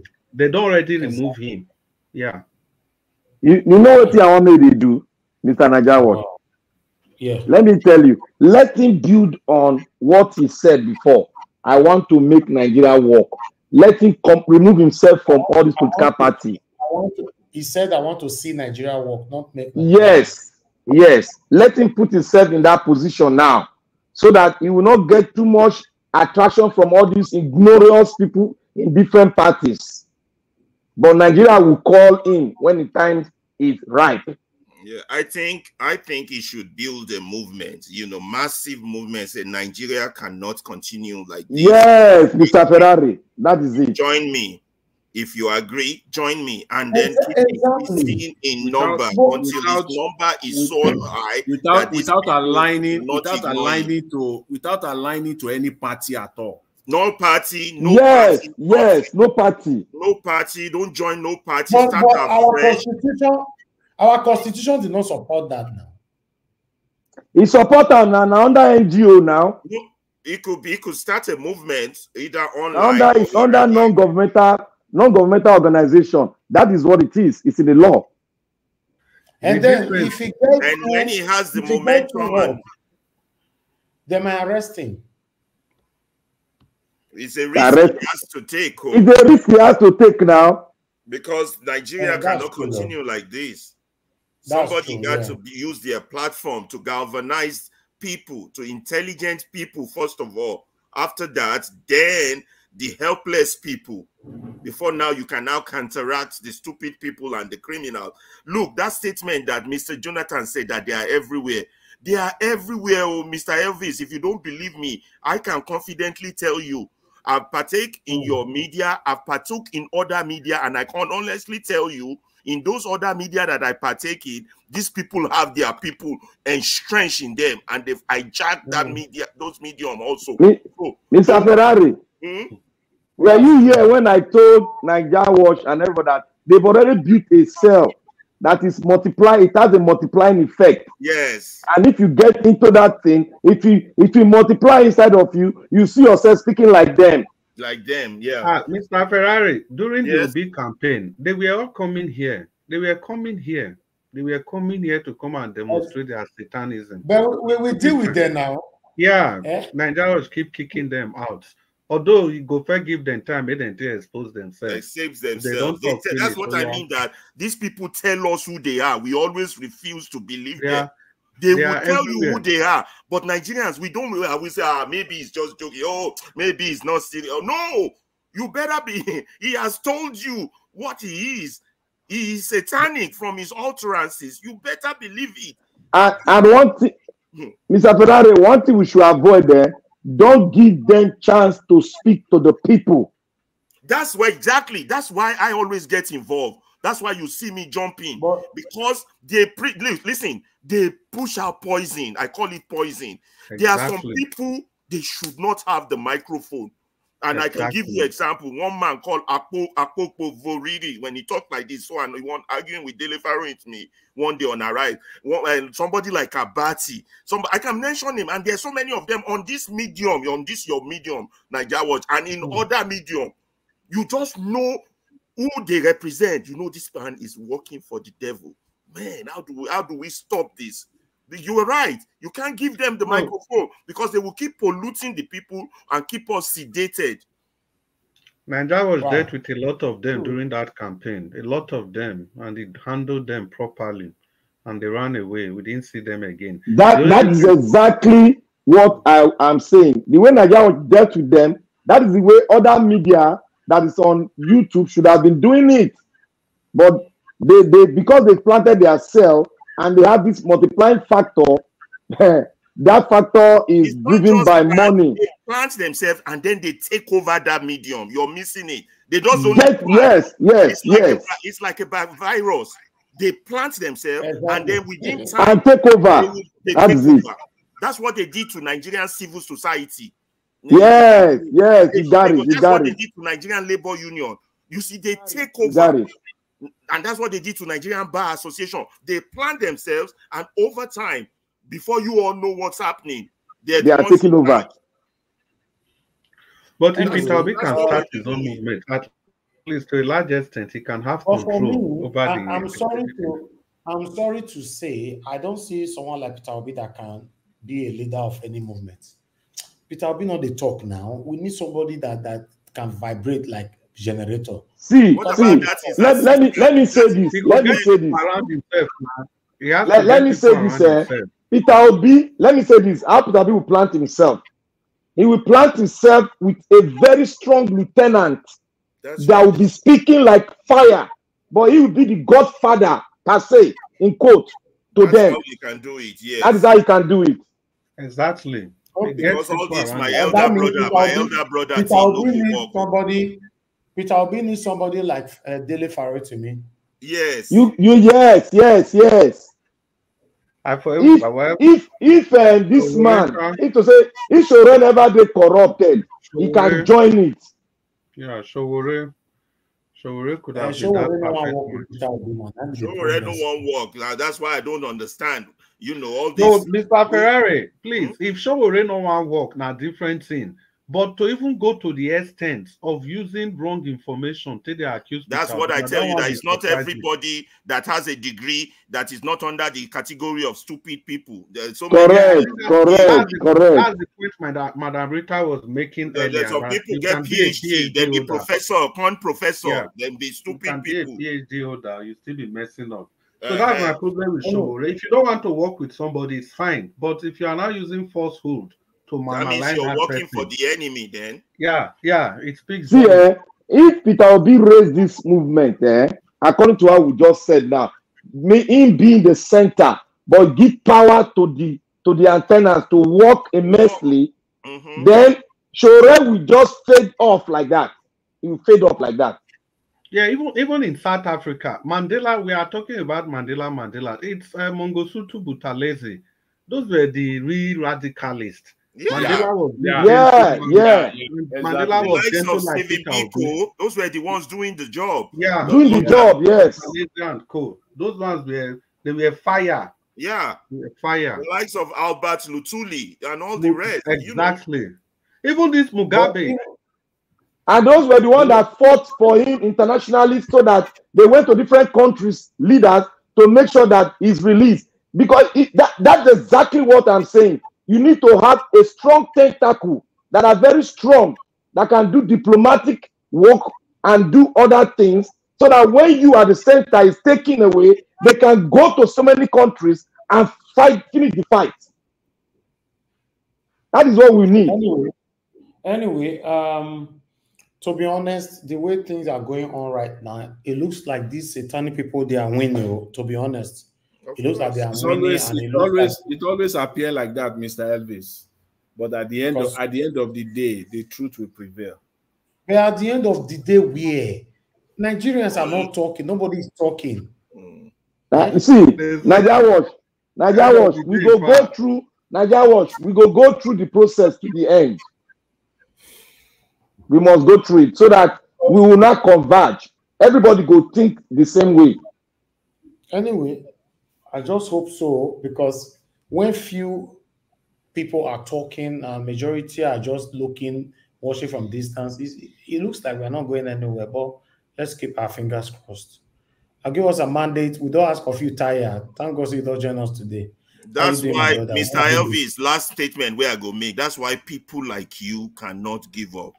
No, even if now only one panel is there on board, people like you, people like Omoye Kona, people like all the people doing the good work. That's why I that musician we put on for song Idris. If all the others will join, you understand? People like you, they will try so hard to discourage you and make sure you're off air, but you can't let them.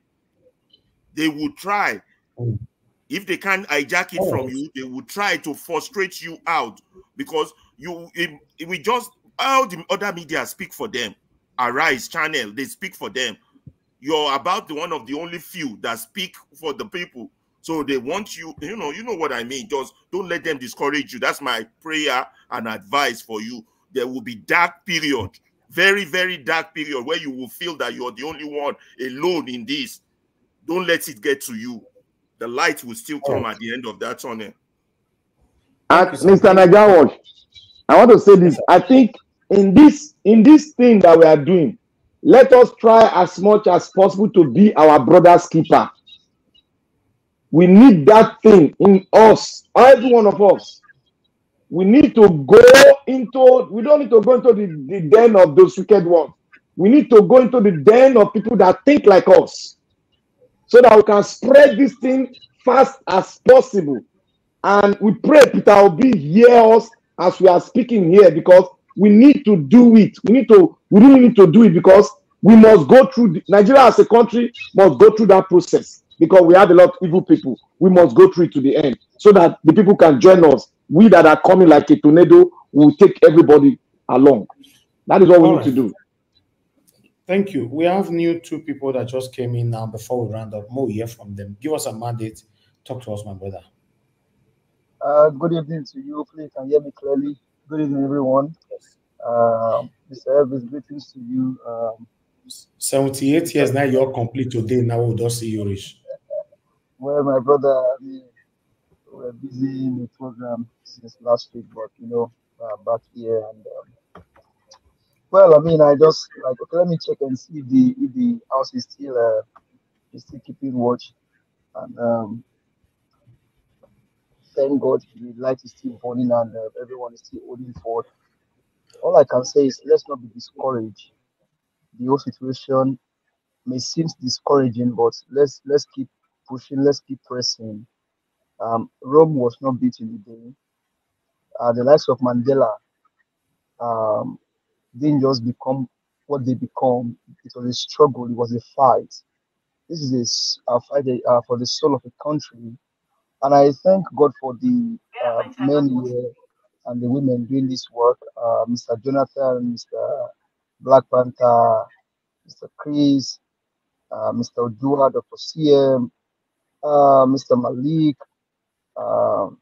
Ogasho, I greet you, sir. Thank you very much for all that you do. We do appreciate every good works that you do. You know, one thing is, when some people are actually doing some other things, some people are actually covering up for the media and doing the night's work. Thank you very much. Dr. CM, maybe listening, we greet you. Mr. Moshola, I greet you. You know, one thing is, like I said, we cannot just chicken in or call it a quit. We have to continue to press. We have to continue to fight. One day we will get it right. I'm sure that the girl child, the boy child in Zamfara, wear gold. I just saw where these guys are parading themselves and doing shenanigans with our natural resources. I mean, these natural resources is for each one of us. For some of them are becoming lord over this thing. But I'm sure that one day a generation will arise and they will say enough is enough. And that generation is not too far. This is the generation. It just needs some more push for everyone to be able to get things right. The country is actually going down every day. Every day, every day. For as long as these criminals remain in power, that is how long the country continue to go down. For as long as Tinubu remain in power, allegedly, or whatever you want to call it, that is how the country continues to go down. These guys don't mean well for the country. They cannot do anything good for the country. And I'm sure that Nigerians also are not happy. They just need for Nigerians to arise, take the bull by the horn, and chase out these evil criminals. Because these guys, there is no other name for them than criminals. Nigerians are suffering. The only agenda in the heart of Akpabio is to buy a criminal drug baron jet, saying that his own life is more important than the life of an ordinary Nigerian. Where I live by the grace of God, the life of a common citizen is what the same as the life of the president of the country. But in Nigeria, they place the life of the president beyond the life of the common men that put him in office. They've forgotten that it is our collective power that they get to get off. Even though this one was not elected by the people, Mahmoud Yakub was the one that put him there with all of their shenanigans.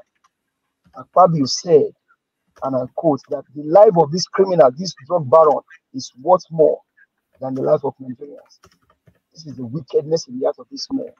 But we will not stop speaking. We'll continue to speak. We'll continue to be here for Nigerians, because some Nigerians can't speak. So you and I, we are their mouth, we are their legs, we are their hands to fight against this evil man, and will not stop.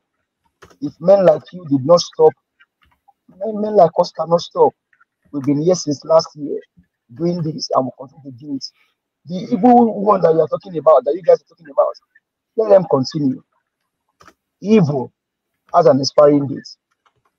Lies have expiry dates. And I'm sure that their generation will not go unpunished. They sell lie to Nigerians, their families, their generation will not go unpunished, because Nigerians are suffering. I just saw today again that a 12 years old Nigerian, a 12 years old Nigerian boy just discovered another formula for mathematics. A 12 years old Nigerian boy, I think it's from the southeast, just now came up with, I think it's divisible of 7 from what I saw on X. A 12 years old. That tells you that Nigerians are great, Nigerians are bright, Nigerians are wonderful all over the world. And I think someone like you, Mr. Elvis, you've shown that Nigerians and Nigerian youth are wonderful people. Men that will not sell their conscience to get either a G-Wagon or get money from these new politicians. Men like you are people that Nigerians should emulate. That regardless of how much they pay me, I will not take it. I will stand for the common man. I will fight for the common man. Their voices will go high. Their voices will go all over the world. And that's what you've done in the last 1 year. If only Mr. Jonathan will know where his voice enters. If only Black Panther realize where the doors that his voice can open. Or Mr. Dr. CM or someone like Mr. Chris with the analysis. All that would not be possible if not for Nigeria Watch Media. So I say thank you for all that you've done. Mommy Diaspora, thank you. Comment section, I greet you all. Mr. Abuaze, Irene Finest, wonderful souls, wonderful people out there doing this great work. Thank you very much. I believe that one day, maybe the country will get it right. Let's not chicken in, let's not throw in the towel. Let's keep pushing, let's keep fighting. We will see the light at the end of the tunnel. And to Mr. Peter Gregory Obi, I beg you, sir, do all that you could not to allow this burning fire to die. There is a burning fire in the heart of so many great Nigerians all over the world. Or because someone like you came up to contest for this presidency. And we've seen the corruption, the decadence in our judicial system and in every institution. But please, sir, should you be listening tonight, please don't let this fire die. Let's keep the fire burning. One day, we will get this thing right. Thank you very much.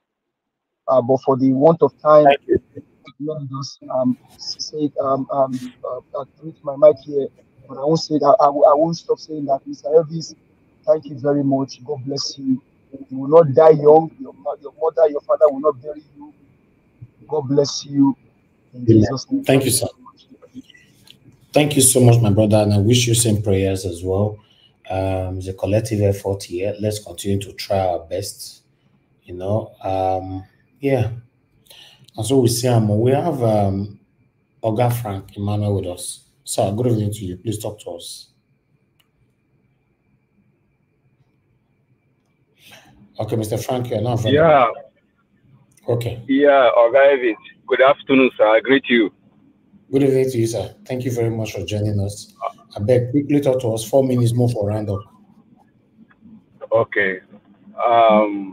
I think what I want to say specifically for Peter Obi, I just feel for him because the scripture said there is nothing new under the sun. You know, if you look at the book of Psalm 23, talk about that prepares a table before me in the presence of my enemies. So Peter Obi's table right now is in the midst of his enemies. Serious enemies. In fact, the enemies, they have seen that the likes of Apapa, Arabambi, you know, Abure, they've been fighting before. Those fights was fighting apart. Now they have formed one unity to really face the obedience, you know. So I think the way I look at it, the Agbadorians have really presented something to them. That's what I think, allegedly, you know, because for them to come together all of a sudden, there is no smoke without fire, you know. All of a sudden, to just come together as one unity. The guy has offered something, you know, in advance for his 2027.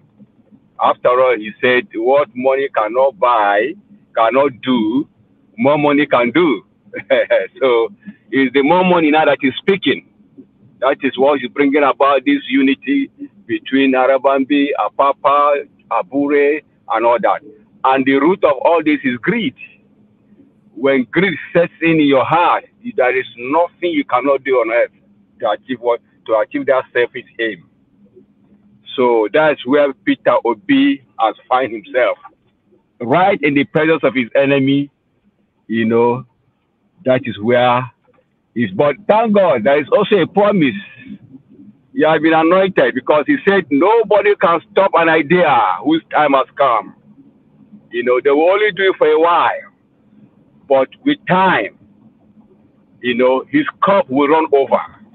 And when his cup runs over, the victory will be assured. So I want to encourage him. Me, right from day one, I said this guy should have a new party. Even if he names the party Obedience, the whole world will know. You know, because the Obedience name has already gone round the country as wildfire. So I see no reason why he's still wasting time. Kenneth Okonkwo has left Labour. So I don't know why he has people that will support him to, you know, to build a new one. I know there is still enemies everywhere, but then let him just step aside and let him just leave this particular gang of criminals and, you know, build a new hope for everyone. That is for that, because the way we are right now, those big power people, you know, right now everybody is clamoring for stomach infrastructure, you know, so for survival. Nobody even want to look at what is legit and what is not legit. Nobody want to stand on the truth. Everybody is focusing on how to survive, because times are hard. The economy is going down the drain day in, day out. So right now, nobody is thinking of any other thing than to survive. So for me, Mr. Elvis, I want you to please don't let the fire down. Keep it on. We'll keep talking. We'll keep pushing. You know, quitters never win, but winners never quit. So I'm not at this point that we're going to quit. It's not going to be possible. When we quit, that means we've lost it. You understand? So keep up the good job. We'll do all we need to do to make sure that we reclaim our mandate. Might not be this mandate, might be a new mandate. We'll reclaim our position from this dungeon that these political criminals have put us. If you put Buhari's government side by side with this government put together, Jonathan's government is now look as if Jonathan's government is paradise, if you ask me, because there is no hope even as we speak. We are just living by. It's unfortunate. I stop there. Thank you. Thank you, sir. Thank you very much, sir, Mr. Emmanuel. God bless you, sir. Thanks for joining us today. It's very, very unfortunate. Very, very unfortunate. But let's continue to do our part. My brothers and sisters, my people right there, we've come to the end of the broadcast today. 4 hours is enough. I want to thank every one of you, starting with Mr. Jonathan. Thanks very much, sir, for always being there when I need you. God bless you, sir. Thank you very much, Black Panther, Mr. Oduwa, Abdul Malik, Oga Ferrara. It's good to have you on the show today. Thank you very much for your wonderful submission and your encouragement. Thank you, Oga Chris. Thank you. Give us a mother. It's good to hear from you. And Mr. Frank Emmanuel, it's good to hear from you too as well. Those of you that called into the show today, God bless every one of you, my people. I appreciate you all. Starting with Madam Origin. Thank you very much. Tony Africa called in, Mr. Ben called in, Yogashi Mize called in, Mr. Emmanuel called in, and many others called in. Ajija Breadman, many others. God bless you all. I love God is my strength. We miss you. We miss your submission. I hope you have not given up on Nigeria. So please, would like to hear from you. I appreciate every one of you right there, and God will bless you now. I got a super chat today from Jacko Obedient. Thank you very much, sir, once again. Thank you. May God bless you. Thanks for all you do. And then people on the comment section started with Mother for Mommy Diaspora. Thank you very much, Mommy, for all you do. I appreciate you always. Thanks for being there. Thank you very much, Oriomi Abdu Oluwasegun. Thank you, sir. I appreciate you. Sendam, thank you very much. Oga Chris, thank you, sir, once again. Thank you, Peggy Modi. Thank you very much, Tony Africa. Thank you, Kisdogera, Kishidima, and many others. And God will bless them, my people. We've come to the end of the broadcast. Stella Maseredo, thank you, man. I appreciate you. Guys, help us to press on the like button before you leave. Help us to share. Let our voices go far. We are here every day talking about the things that are affecting us in Nigeria. We are not here fighting anyone, rather calling out our government to do the right thing. There's hunger in the land. My people, I here now will draw the curtain. I'll see you guys again tomorrow. Good night and bye for now.